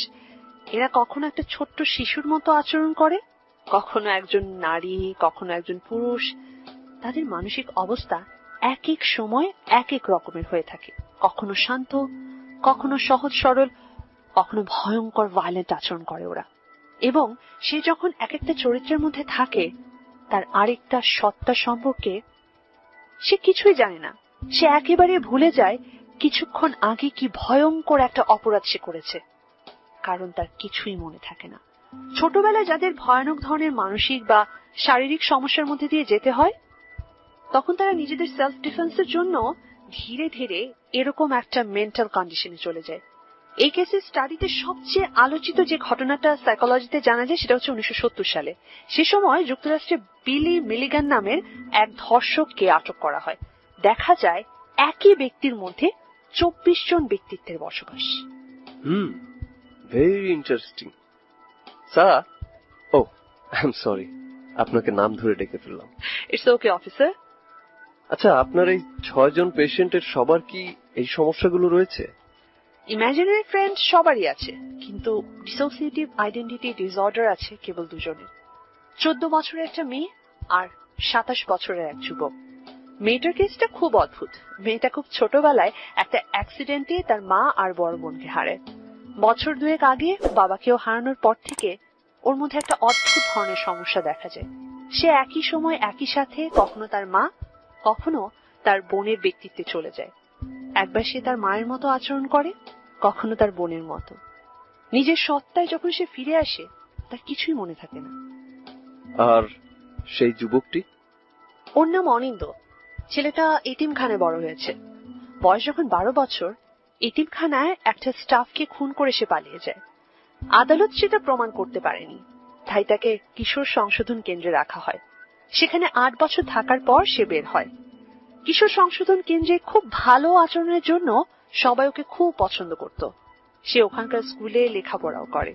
বের হবার পর সেখানকার এক শিক্ষকের কল্যাণে সে একটা বিশ্ববিদ্যালয়ে ভর্তি হয় এবং খুব ভালো রেজাল্ট করে। একদিন বিশ্ববিদ্যালয়ে খুব ধরপাকড় চলছিল। এর মধ্যে একদিন ছেলেটা নিরুদ্দেশ হয়ে যায়। প্রায় 2 বছর পর সে ফিরে আসে। এই 2 বছর সে কোথায় ছিল, কি করছিল, ওর কিচ্ছু মনে নেই। বছরখানেক পর একটা বুকশপ ক্যাফেতে কাজ করা শুরু করে। ওখানে গিয়ে আমার সাথে ওর পরিচয়। 12 বছরের একটা ছেলে খুন করেছে, কারণটা কি জানতে পেরেছিলেন? না, আমি ওর সাথে অনেকগুলো সিটিং দিয়েছি, কিন্তু এ বিষয়টাতে গেলেই ও মেন্টাল ট্রমার মধ্যে চলে যায়, যেটা আসলে লাইফ রিস্ক হয়ে যায়। ও আচ্ছা, ওনার সাথে কি কোনোভাবে দেখা করা সম্ভব? ওর আগামীকাল সন্ধ্যার পর আমার সাথে একটা সেশন আছে। আপনি চাইলে আসতে পারেন, কিন্তু আপনি পাশের ঘরে থাকবেন। ওর রেসপন্স বুঝে আপনার সাথে আমি ওর দেখা করিয়ে দিব। আর রিসার্চের শেষের দিকে কাজ চলছে। উল্টোপাল্টা কিছু হলে এটা অনিন্দের জন্য খুব বেশি ক্ষতিকর হয়ে যাবে। ওকে মিস সারা, আমি বিষয়টা মাথায় রাখবো। হ্যালো স্যার, অহনা হাসানকে আনা হয়েছে। ওকে, গুড, আমি আসছি। Okay sir. ওকে ডক্টর, কাল সন্ধ্যায় আপনার সাথে দেখা হচ্ছে। আচ্ছা, আরেকটা কথা বলে রাখছি, অনিন্দ হ্যালিওফোবিক, খুব তীব্র আলো সে সহ্য করতে পারে না, তাই ওর হিপনোটাইজেশন মৃদু আলোতে করে থাকি। ঠিক আছে, আমি সময় মতো চলে আসবো। আর আসার আগে আপনাকে কল করব। ওকে অফিসার, আজকে তাহলে আমি আসি।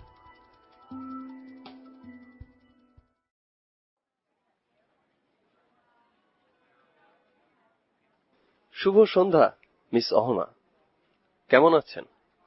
জি ভালো আছি। আরে আপনি দাঁড়িয়ে কেন, বসুন না। জি ধন্যবাদ। তো আপনি কি নেবেন, চা কফি নাকি কোল্ড ড্রিঙ্কস? না, আমি আসলে কিছু নেব না। আমাকে কেন ডেকেছেন সেটা যদি... সেটা নিশ্চয়ই আপনি জানেন। দেখুন, আমি খুনের সাথে জড়িত নেই, আমি জানি না। মিস অহনা, সালমান কাদিরের সাথে ওই দিন সন্ধ্যায় আপনি দেখা করতে আসেন। রিসোর্টের পেছনের দিকের একটা পাহাড়ি রাস্তা ধরে আপনি আসেন। আপনি বোরকা পরে এসেছিলেন। সালমান কাদিরের লোক আপনাকে গোপনে 706 নম্বর রুমে পৌঁছে দেয়। সবই ঠিক ছিল, কিন্তু মাঝরাতে আপনি সালমান কাদিরকে কিছু না জানিয়েই বের হয়ে যান। আপনি ফায়ার এক্সিট দিয়ে বের হয়ে গিয়েছিলেন, কিন্তু সেখানে সিসিটিভি ক্যামেরা ছিল, সেটা আপনি দেখতে পাননি। আর আপনি তাড়াহুড়োয় বের হবার সময় মুখ ঢাকতে ভুলে গিয়েছিলেন। সিসিটিভি ফুটেজ চেক করতে গিয়েই আমরা আপনাকে দেখতে পাই। এই নিন, আপনি নিজেই দেখুন। প্লিজ প্লিজ আপনি বিশ্বাস করুন, আমি এই খুনের সাথে জড়িত নই, আমি কিছুই করিনি। এই কথা যদি কেউ জানতে পারে আমার ক্যারিয়ারটা ধ্বংস হয়ে যাবে। আমি এবছরের জাতীয় চলচ্চিত্র পুরস্কারটা পাবো না। প্লিজ আপনি বিশ্বাস করুন। আরে আপনার ভয় পাবার কিছু নেই, আপনি আমাদের সহযোগিতা করলেই আর কোনো সমস্যা হবে না। আচ্ছা, আপনি ছাড়া সেখানে আর কেউ কি ছিল, বা আপনার সাথে দেখা হয়েছিল? না, আমি আসলে কাউকে দেখিনি, কিন্তু ফায়ার এক্সিটের সিঁড়ি দিয়ে যাওয়ার সময় একজনের সাথে ধাক্কা লেগেছে। তার চেহারা কি আপনার মনে আছে? না, অন্ধকারে আমি আসলে কিছু খেয়াল করতে পারিনি, তবে কালো পোশাক পরা ছিল। সালমান কাদিরের কি কারোর সাথে কোনো শত্রুতা ছিল? তার তো অনেক শত্রু ছিল, তবে বেশ কদিন আগে একবার আমার সামনে একটা কল আসে। আন্ডারওয়ার্ল্ড মাফিয়া আনোয়ার সিদ্দিকীর লোক তাকে হুমকি দিচ্ছিল। আচ্ছা, ঠিক আছে মিস অহনা, আপনি এখন যেতে পারেন। তবে প্রয়োজন হলে আপনাকে আবার ডাকা হবে। আপনি শহরের বাইরে কোথাও গেলে অবশ্যই আমাকে জানাবেন। এই নিন, এটা আমার কার্ড। অনেক ধন্যবাদ আপনাকে। সরি স্যার, পারমিশন না নিয়েই চলে এলাম। মাত্র হাতিরঝিল থানা থেকে ফোন এসেছে। ওখানে একটা পোড়া গাড়ি পাওয়া গেছে, ভেতরে একটা ডেড বডি রয়েছে। এমন ভাবে পুড়ে গেছে হাড় ছাড়া কিছুই বাকি নেই। গাড়িটা আনোয়ার সিদ্দিকের, বাংলাদেশের বিখ্যাত এক কোটিপতির। উপরমহল থেকে কেসটা আমাদের কাছে হ্যান্ড ওভার করতে বলা হয়েছে। ও নো, একটার পর একটা লাশ পাওয়া যাচ্ছে আর আমরা কিছুই করতে পারছি না। It's getting over nerves. চলো স্পটে যাওয়া যাক।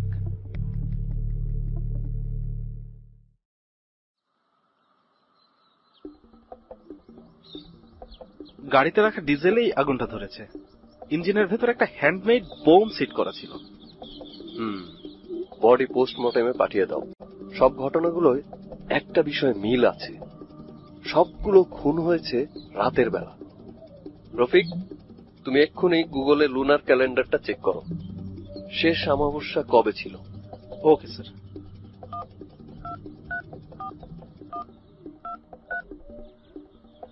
স্যার, আরো 15 দিন আগে সিদ্দিক বাজারের বাতিল জিনিসের দোকানের সামনে বেওয়ারিশ লাশটা পাওয়া যায়, ঠিক পূর্ণিমা ছিল সেদিন। তার সপ্তাহখানেক পরেই খুন হয় আনোয়ার সিদ্দিকী, তারপরেই সালমান কাদির। শ্রেয়া আর সাইম মুক্তাদির সবগুলো খুন চাঁদের আলোয়। কাকতালীয় নাকি ছকে বাঁধা খুন? স্যার, এখন কি করব? প্রত্যেকটা খুনের সব ইনফো মিলিয়ে একটা রিপোর্ট তৈরি করো, যত তাড়াতাড়ি সম্ভব। আমি এখন একটু বাসায় যাব, আমাকে কেউ বিরক্ত করবে না। Okay sir.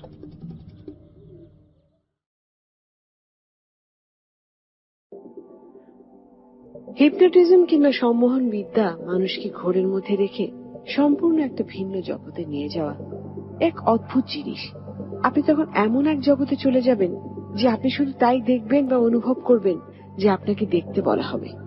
অবচেতন মনে আপনি এতটাই প্রভাবিত হবেন যে আপনাকে যা বলা হবে আপনি তাই করতে বাধ্য হবেন। অনিন্দের স্প্লিট পার্সোনালিটির মধ্যে কি লুকিয়ে আছে রমিজ, নাকি কন্ট্রাক্ট কিলার রমিজের আলাদা সত্তা? কেমন আছেন অনিন্দ? আগের চেয়ে ভালো আছি। আরে আপনার আঙুলে কি হয়েছে? একা থাকি তো, চা বানাতে গিয়ে পুড়ে গেছে। একা কেন? নন্দিনী কোথায়? আমার সাথে অভিমান করে কাল বের হয়েছে, বলল এক বান্ধবীর বাসায় থাকবে। বুঝতে পারলাম। চলেন তাহলে আপনার মনের ভেতর থেকে একটু ঘুরে আসে যাক, দেখি আপনার মনটা ভালো আছে কিনা। ওকে ডক্টর।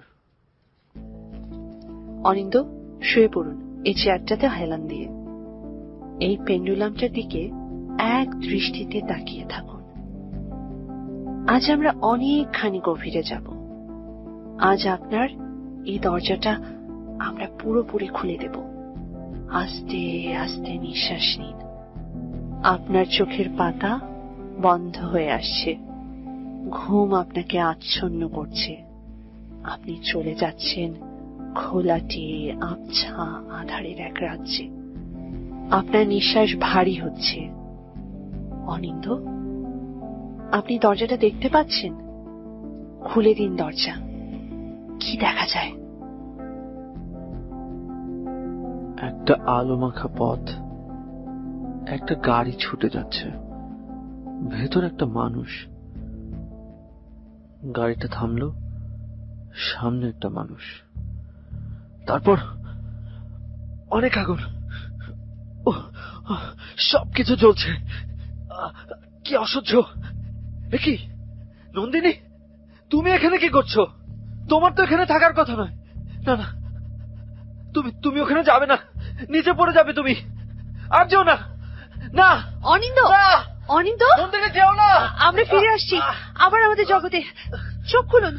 10, 9, 8, 7, 6, 5, 4, 3, 2, 1। করিমুল্লাহ, তাড়াতাড়ি ইনজেকশনটা নিয়ে এসো।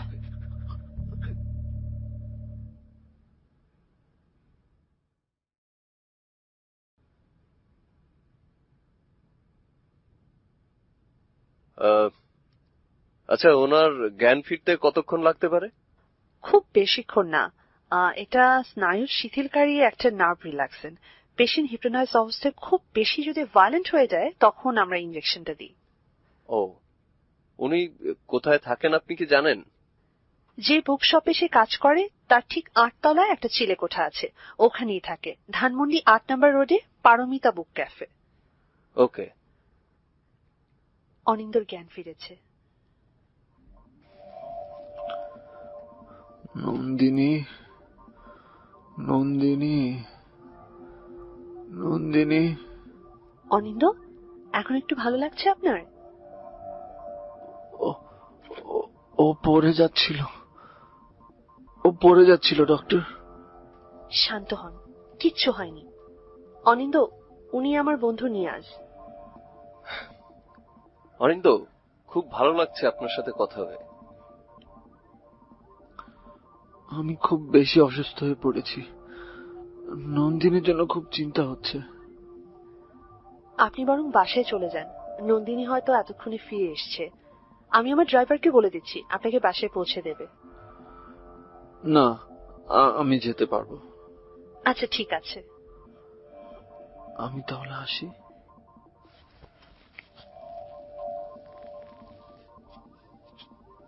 ওনার চোখের সাথে একজনের খুব মিল। আপনি কার কথা বলছেন? জয়ন্তা রিসোর্টে যেদিন সালমান কাদির খুন হয় সেদিন হোটেল এন্ট্রি বুকে তানভীর বলে একজন এন্ট্রি করেছিল।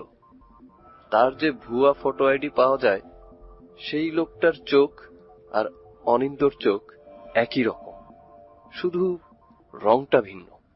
আপনি কি অনিন্দকে সন্দেহ করছেন? এটা শুধু একটা হাইপোথিসিস মাত্র। তদন্তের স্বার্থে আমাদের অনেক কিছু ভেবে নিতে হয়। আশা করছি আপনার তদন্তে আমি খানিকটা হলেও সহযোগিতা করতে পেরেছি। হ্যাঁ, সেটা তো অবশ্যই। আপনার সহযোগিতার জন্য অসংখ্য ধন্যবাদ। আমি আজ তাহলে আসি। প্রয়োজন হলে আপনাকে ফোন করব। Any time.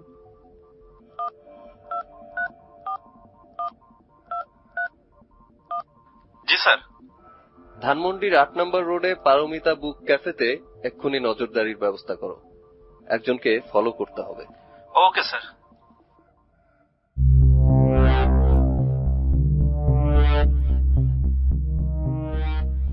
চলছে কুয়াশা brought you by glow ice cream, সঙ্গে আছে আরজে শারমিন। আর শেষ হয়ে গেছে দ্বিতীয় পর্ব।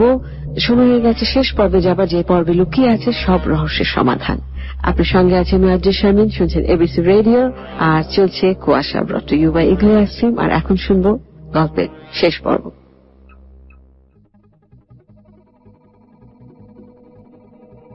হোমিসাইড হেডকোয়ার্টার থেকে ফেরার পরেই অহনা খুব অস্বস্তিতে পড়েছে।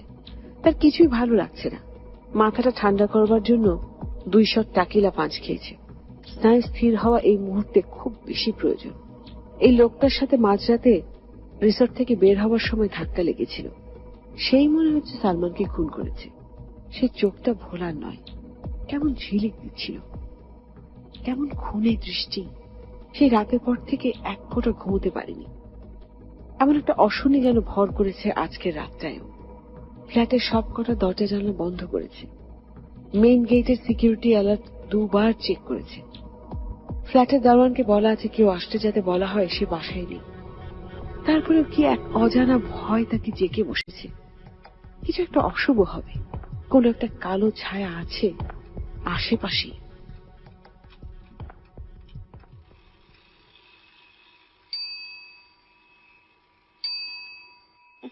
একটু ঘুমোতে চাই। সেই রাত 12টা থেকে দেয়ালের দিকে তাকিয়ে আছি। রাত 2টো বেজে গেল। সেই যে দুপুরের পর কিছু খাওয়া হয়নি, হয়তো সেই কারণেই ঘুমটা আসছে না। দেখি ফ্রিজে কি আছে।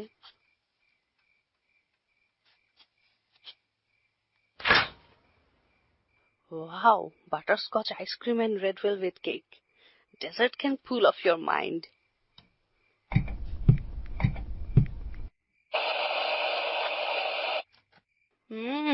কেকটা কিন্তু দারুণ। Dolce Vita red velvet cake is the best.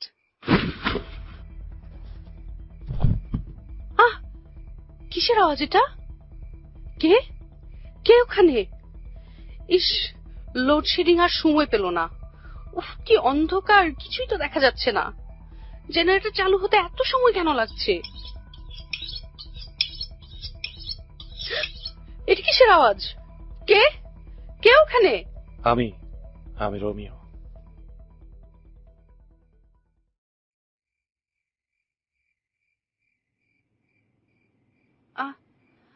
আমি কোথায়? তুমি রয়েছো তোমার সুদৃশ্য স্নান ঘরে। এটাকে বলা হয় বাথটাব। এখানে বসেই তোমার বন্য ঝর্ণার মতো সুন্দর দেহে জলের ধারা বয়। কে আপনি? কে আপনি? কি চান আমার কাছে? কে আপনি? চাইতে নয়, আমি নিতে এসেছি। বুঝি তোমার জীবনের ব্যাপ্তিকাল, সেটার সমাপ্তি করতে। প্লিজ প্লিজ আমাকে ছেড়ে দিন, আমাকে মারবেন না প্লিজ। মরিতে চাহি না এই সুন্দর ভুবনে, তবু চলে যেতে হয়, তবু চলে যায়। আপনার হাতে ছুরি কেন? এটা কি করাত? কি এসব? কি করতে চাইছেন আপনি? মানুষের মাংস বেশ কষ্ট হয় জানেন তো, কাটতে কাটতে বেশ সময় লাগে। যদিও আপনার কাব্যিক দেহে ছুরি চালাতে একটু তো খারাপ লাগবেই। কি বলছেন আপনি সব? বিশ্বাস করুন, খুব ছোট ছোট টুকরা করব। প্রথমে গলা, তারপরে 2টা হাত, তারপরে পা। মাঝের অংশটা একটু ঝামেলা, কিন্তু অভ্যেস আছে, সমস্যা হবে না। ওই যে দেখছেন বড় গ্যালানটা, ওটা হচ্ছে অ্যাসিড। বিখ্যাত হবার জন্য বহু পুরুষের ভোগ করা এই দেহের ছোট ছোট টুকরোগুলোতে অ্যাসিড ঢেলে দেব। নিমিষেই সব উধাও হয়ে যাবে, কেউ খুঁজেই পাবে না। না না না, প্লিজ ছেড়ে দিন। আর এটা হচ্ছে অ্যামোনিয়া, রক্তের দাগ মোছার জন্য। না না, প্লিজ না, প্লিজ। বিদায় সুন্দরী, দেখা হবে মরণের ওপারে।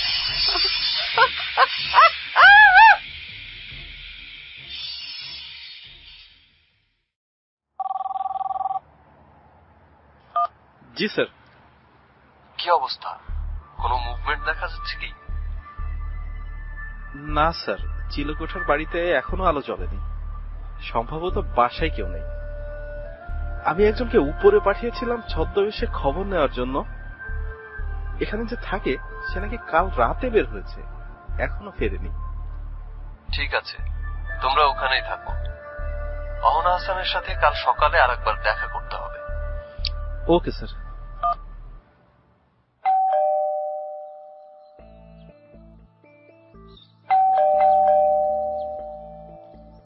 কি ব্যাপার, দরজা খুলছে না কেন? জি স্যার, ফোন রিং হচ্ছে, কেউ ধরছে না। দারোয়ান বলল উনি কাল সন্ধ্যায় আসার পর আর বের হননি। ঘুমোচ্ছে কিনা। ম্যানেজারের কাছ থেকে ফ্ল্যাটের ডুপ্লিকেট মাস্টার কি নিয়ে এসো। আমার কাছে বিষয়টা অন্যরকম মনে হচ্ছে। Okay sir.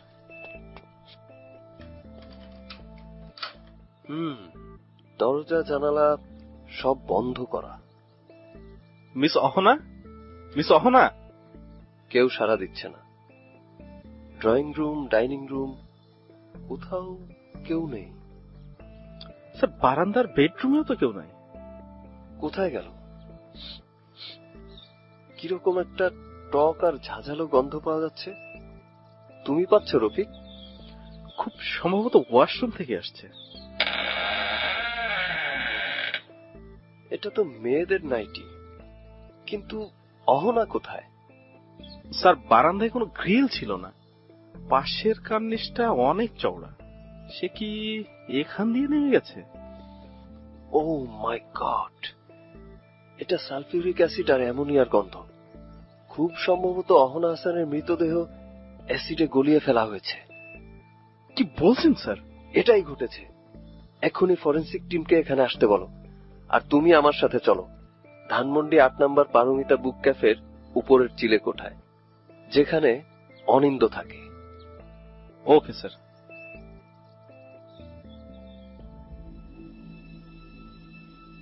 পারমিতা বুক ক্যাফের 8 তলায় চিলেকোঠার ছোট্ট একটা ঘরে থাকে অনিন্দ। তীব্র আলো সহ্য করতে পারে না বলে পুরো ঘরে জানালা ভারী পর্দায় ঢাকা। জানালাগুলো পুরনো পত্রিকার আঠা দিয়ে লাগিয়ে অন্ধকার করে রাখা হয়েছে। একটা সাদা দেয়ালে পেন্সিল আর রঙিন চক দিয়ে বিচিত্র সব নকশা করা। বেশিরভাগই ভয়ার্ত মানুষের মুখ, কোনোটা আবার ধারালো অস্ত্র, ফাঁসির দড়ি, ম্যাচের কাঠি, ঠিক যেন কোনো বিমূর্ত শিল্পীর আঁকা সুরিয়ালিস্টিক চিত্রকর্ম। একটা রকিং চেয়ার, শীতল পাটি বিছানো বিছানা, একটা লোহার ট্রাঙ্ক আর কিছু এলোমেলো পেপার কাটিং, পেন্সিল, কলম, কাগজ ছড়িয়ে রাখা আছে। এক কোণে একটা হারিকেন আর বড় বড় কিছু মোমবাতি। কেমন গুমোট একটা পরিবেশ।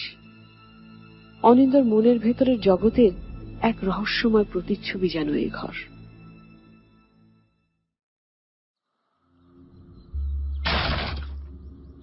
পুরোনো দিনের 2 পাল্লার দরজা সহজেই খুলে গেল স্যার।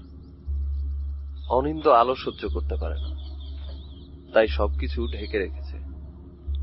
পর্দাগুলো সব খুলে দাও, জানালা থেকে পেপারগুলো খুলে ফেলো। Okay sir.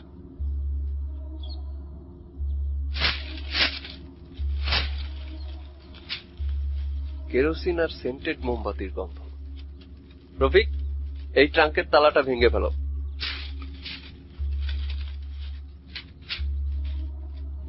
স্যার, কালো রঙের শার্ট, প্যান্ট, জ্যাকেট, এটা খুব সম্ভবত।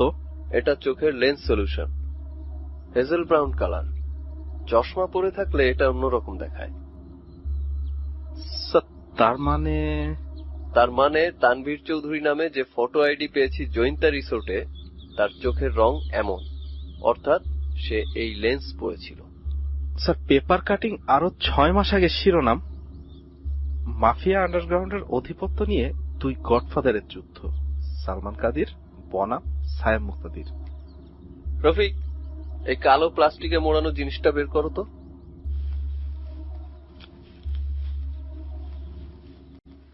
.45 সাইলেন্সার স্প্রিংফিল্ড পিস্তল, রাশিয়ান জিনিস।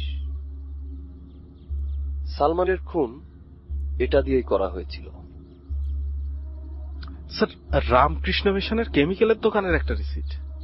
3 দিন আগে সেখান থেকে সালফিউরিক অ্যাসিড আর অ্যামোনিয়া কেনা হয়েছে। আর স্যার, এই বইটা the art of hypnosis, mastering basic technique by C Roy Hunter. Advocate Anwar সিদ্দিকীকে হিপনোটাইজ করে আত্মহত্যায় প্ররোচিত করা হয়েছিল।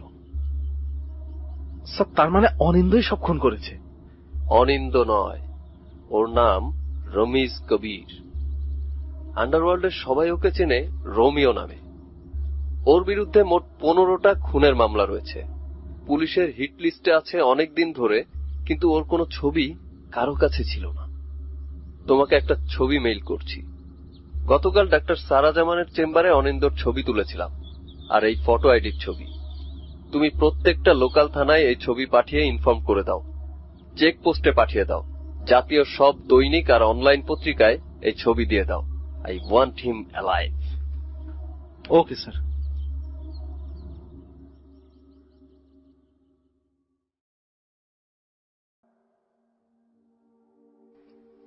কে কে ওখানে? লুকিয়ে আছেন কেন? বেরিয়ে আসুন। আমি লুকাই না, আমার ভেতরে ওরা লুকিয়ে থাকে। ওরা কারা? ওরা চরিত্র। ওরা তোমার কাছে কাল্পনিক, আমার কাছে বাস্তবের চেয়েও সত্য চরিত্র।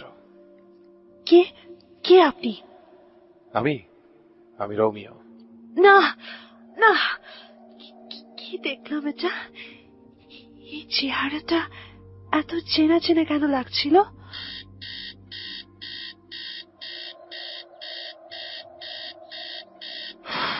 সকাল 9টায় বেজে গেছে। এতক্ষণ ঘুমিয়েছি, মাথাটা খুব ধরেছে। ফ্রেশ হয়ে 1 কাপ ব্ল্যাক কফি দরকার।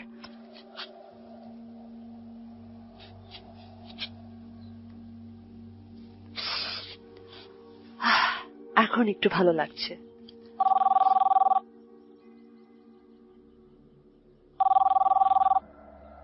হ্যাঁ অনিন্দ, বলুন কেমন আছেন? এত সকালে আপনি? জি ভালো আছি। আজ তো ছুটির দিন, আপনি নিশ্চয়ই ফ্রি আছেন। আপনার সাথে আমার একটু কথা ছিল। আমাকে কি একটু সময় দেওয়া যাবে? এখন সময় যাচ্ছেন? যদি এখন বলেন আমি চলে আসতে পারি। এক্ষুনি? আসলে আমি এটা বলে যেতে চাই কারণ মনে হচ্ছে আমি চিরকালের জন্য ঘুমিয়ে যাব। শেষবার ঘুমাবার আগে আপনাকে কথাটা বলা দরকার। কি বলছেন আপনি? আচ্ছা ঠিক আছে, আসুন আপনি। আপনি একটু কষ্ট করে বাসা থেকে বের হয়ে গলির মোড়ে সেক্টর 7-এ আসুন। আমি সেখানে অপেক্ষা করছি। ঠিক আছে, আমি 15 মিনিটের মধ্যে আসছি।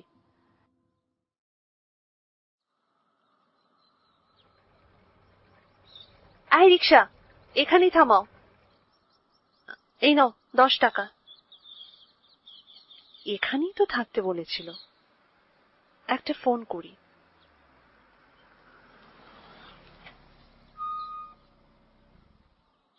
আমি চলে এসেছি ডক্টর। আরে আপনি গাড়িতে? Yellow cab? লাইব্রেরির অন্ধকার স্টোর রুমে কাজ করা ছাড়াও সপ্তাহে 3 দিন আমি রাত 11টা থেকে ভোর 6টা পর্যন্ত ক্যাব চালাই। আজ আপনার আলোতে সমস্যা হচ্ছে না? আপনার চিকিৎসায় আমি অনেকটা ভালোর পথে। ফোবিয়াটা কাটিয়ে উঠেছে। আচ্ছা, আপনি যেন কি বলবেন আমাকে? গাড়িতে উঠুন, বলছি। ওকে।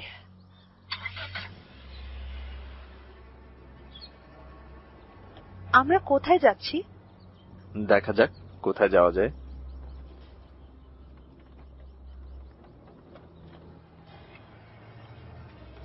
এমন অস্বস্তি কেন লাগছে?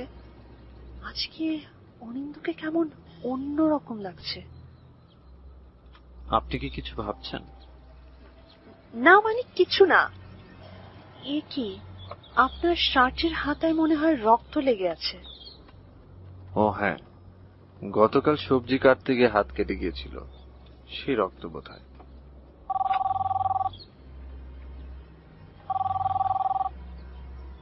আমার একটা ফোন এসছে। Officer Niaz. Hello doctor sir, আপনি কোথায়? জি, আমি একটু বের হয়েছি। সারা, অনিন্দই সেই খুনি। ওর আন্ডারওয়ার্ল্ডের ছদ্মনাম রোমিও। ও খুবই ভয়ঙ্কর একজন অপরাধী। আপনার সাথে যোগাযোগ হওয়া মাত্রই আমাকে জানাবেন। সারা, আপনি কি আমাকে শুনতে পাচ্ছেন?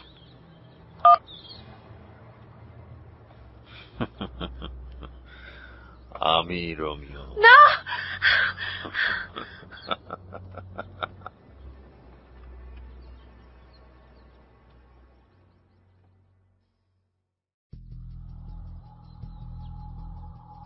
রফিক, এক্ষুনি ডাক্তার সারার ফোনের লাস্ট লোকেশন ট্র্যাক করো।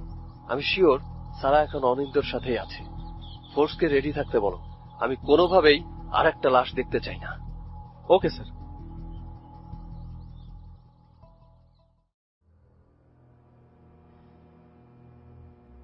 Moderate lamentation is the right of the dead.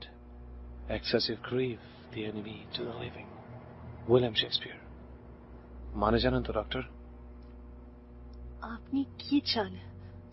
আমাকে এখানে কেন এনেছেন? আমার হাত পা ভাবে কেন বেঁধে রেখেছেন? সবকিছুর কারণ খুঁজতে নেই, সবকিছুর কারণ হয় না। আপনি কি বলতে চাইছেন? নন্দিনী আপনাকে খুব হিংসে করে। ও বলে আমি নাকি আপনাকে অন্য রকম ভাবে দেখি। মানে কি বলতে চাইছেন আপনি? অভিমান করে চলে গেছে নন্দিনী, কারণ ওর ধারণা আমি আপনার প্রেমে পড়েছি। কি সব যাতা বলছেন আপনি? হ্যাঁ, আমি সত্যি বলছি। আপনি ওকে ডাকুন, নয়তো ফোন করুন। আমি ওর সাথে কথা বলে ওর ভুল ভাঙিয়ে দিচ্ছি। না, নন্দিনীর অভিমান আমাকে ভাঙাতে হবে। আপনাকে নিজ হাতে খুন করে প্রমাণ করে দেব আমি নন্দিনীকেই ভালোবাসি। আমি ওর সাথে কথা বলতে চাই। ওকে আসতে বলুন, নয়তো ফোন করুন। আমি কথা বলছি। আজ আপনাকে বিশ্বাস করতেই হবে নন্দিনী আছে। এই যে দেখুন, ফোনে কথা বলছি।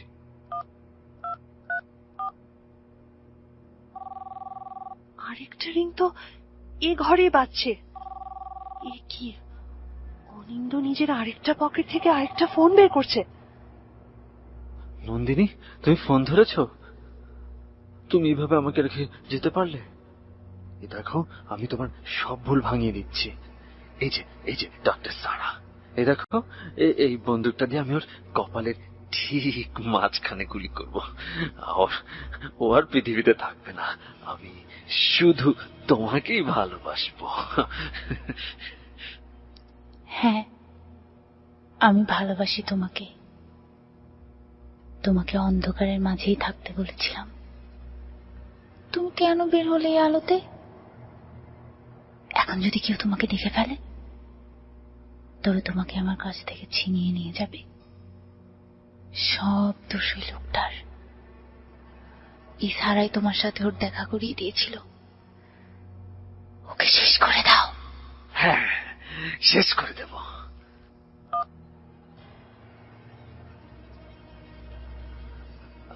আমি বলেছিলাম না নন্দিনী আছে? Oh my God, this is miracle. একজন মানুষ কি করে দুটা কণ্ঠে দুটি ভিন্ন সত্তা নিয়ে কথা বলতে পারে? অনিন্দ, আপনি নিজেই নিজের সাথে কথা বলছিলেন। নন্দিনী বলে কেউ নেই। সে কেবলই আপনার কল্পনা। বাস্তবে তার কোনো অস্তিত্ব নেই। না না না না না না, আপনি মিথ্যা বলছেন। আছে, নন্দিনী আছে। নেই, সে নেই। সে কেবল আপনার একটা পরাবাস্তব কল্পনা। আমি আছি মৃত্যুর সাথে মৃত্যুকে রচনা করতে। একজন মানুষের মাঝে তিনজন মানুষের বসবাস। Dissociative identity disorder. এ খুনি সত্তার জন্ম মাত্র 12 বছর বয়সে। হ্যাঁ, আমি খুনি। একটা করে মৃত্যু আমাকে আনন্দ দেয়। মকবুলকে প্রথম খুন করি। ও রাতে আমাকে ছাদের উপর নিয়ে গিয়েছিল। আমাকে পেছন থেকে মুখ চেপে ধরলো। খুব খুব খারাপ কিছু করছিল। আমি ধাক্কা দিই আর ও নিচে পড়ে যায়। রডের উপর গেঁথে যাওয়ায় ওর ক্ষতবিক্ষত লাশটা আমাকে সেদিন খুব আনন্দ দিয়েছিল। আমি না মানুষের ভিতরে পশুত্বর আনন্দ খুঁজে পেয়েছিলাম। আমি নিজের মাঝেই খুঁজে পেয়েছি প্রতিশোধ নেবার অস্তিত্ব। অনিন্দ, আপনি শুধুমাত্র অনিন্দ। রমেশ, নন্দিনী এরা কেবলমাত্র কাল্পনিক চরিত্র। আমরা সবাই থাকি অনিন্দের মাঝে, ভালোবাসার নন্দিনী হয়ে, দারুণ প্রতিশোধের রমেশ হয়ে। আমরা পড়া বাস্তবের বাস্তবতা। মিথ্যে মিথ্যে, তোমরা সবাই মিথ্যে। না, এক্ষুনি এই গুলিটা তোমার কপাল ভেদ করবে, আর তুমি হারিয়ে যাবে বিচ্ছেদের অতলে।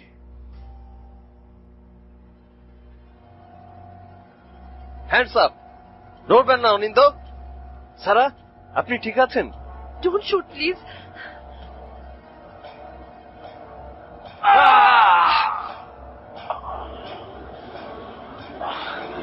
চলো নন্দিনী, আমরা চলে যাই সসীম থেকে অসীমে।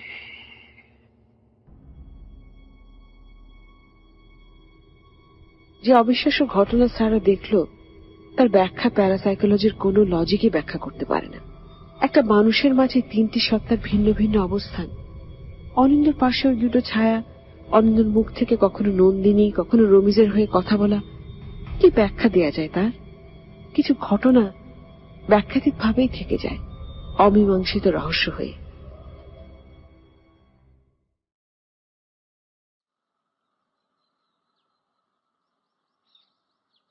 অফিসার, আপনাকে অসংখ্য ধন্যবাদ।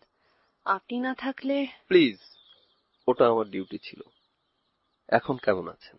আছি ভালোই। সপ্তাহখানেকের বেড রেস্ট আমাকে একদম আলসে করে দিয়েছে। Excuse me. হ্যালো স্যার, কাল রাতে একটা এনকাউন্টার হয়েছে। ডেড বডির ছবি পত্রিকা এসেছে, আপনি কি একটু দেখবেন? Anything serious? স্যার, আপনি পত্রিকাটা একটু দেখুন। ওকে। কোনো সমস্যা? না, মানে আজকের পত্রিকাটা। এই যে নিন আজকের পত্রিকা।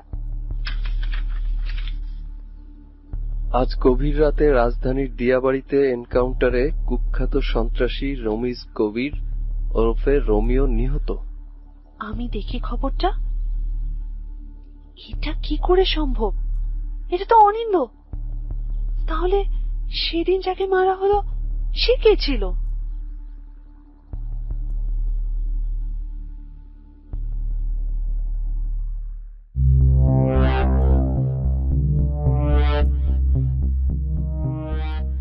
শুনছেন এপিসোড 89.2 FM।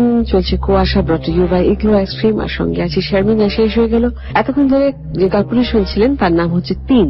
এর নাট্যাংশ পরিচালনায় ছিলেন আনিকা চৌধুরী প্রিয়ন্তী এবং সাউন্ডে ছিলেন পৃথ্বীরাজ আর কার্তিক। বিভিন্ন চরিত্রের অভিনেতা অভিনেত্রীদের নামগুলো হচ্ছে: নন্দিনীর চরিত্রে ছিল প্রিয়ন্তী, অনন্দের চরিত্রে সাইফ, নিয়াজ হকের চরিত্রে মঞ্জু, রফিকের চরিত্রে রিফা, সারা জামানের চরিত্রে নিতুল, রমেশ কবিরের চরিত্রে রেহান, শ্রেয়া চরিত্রে সোহার, সালমান কাদেরের চরিত্রে সেতু, সাই মুক্তাদিরের চরিত্রে কার্তিক এবং অহনা হাসানের চরিত্রে তামা। এই ছিল আজকে কুয়াশার কলাকুশলীদের নাম। আগামী সপ্তাহে আবার একই সময়ে হাজির হচ্ছে কুয়াশা এক্সপ্রেস এবং কুয়াশার আরো একটি গল্প নিয়ে। আপনারা এতক্ষণ ছিলেন কুয়াশায়, brought you by Igloo ice cream. আমি শারমিন। সবাইকে শুভরাত্রি জানিয়ে আজকের মতন বিদায় নিচ্ছি।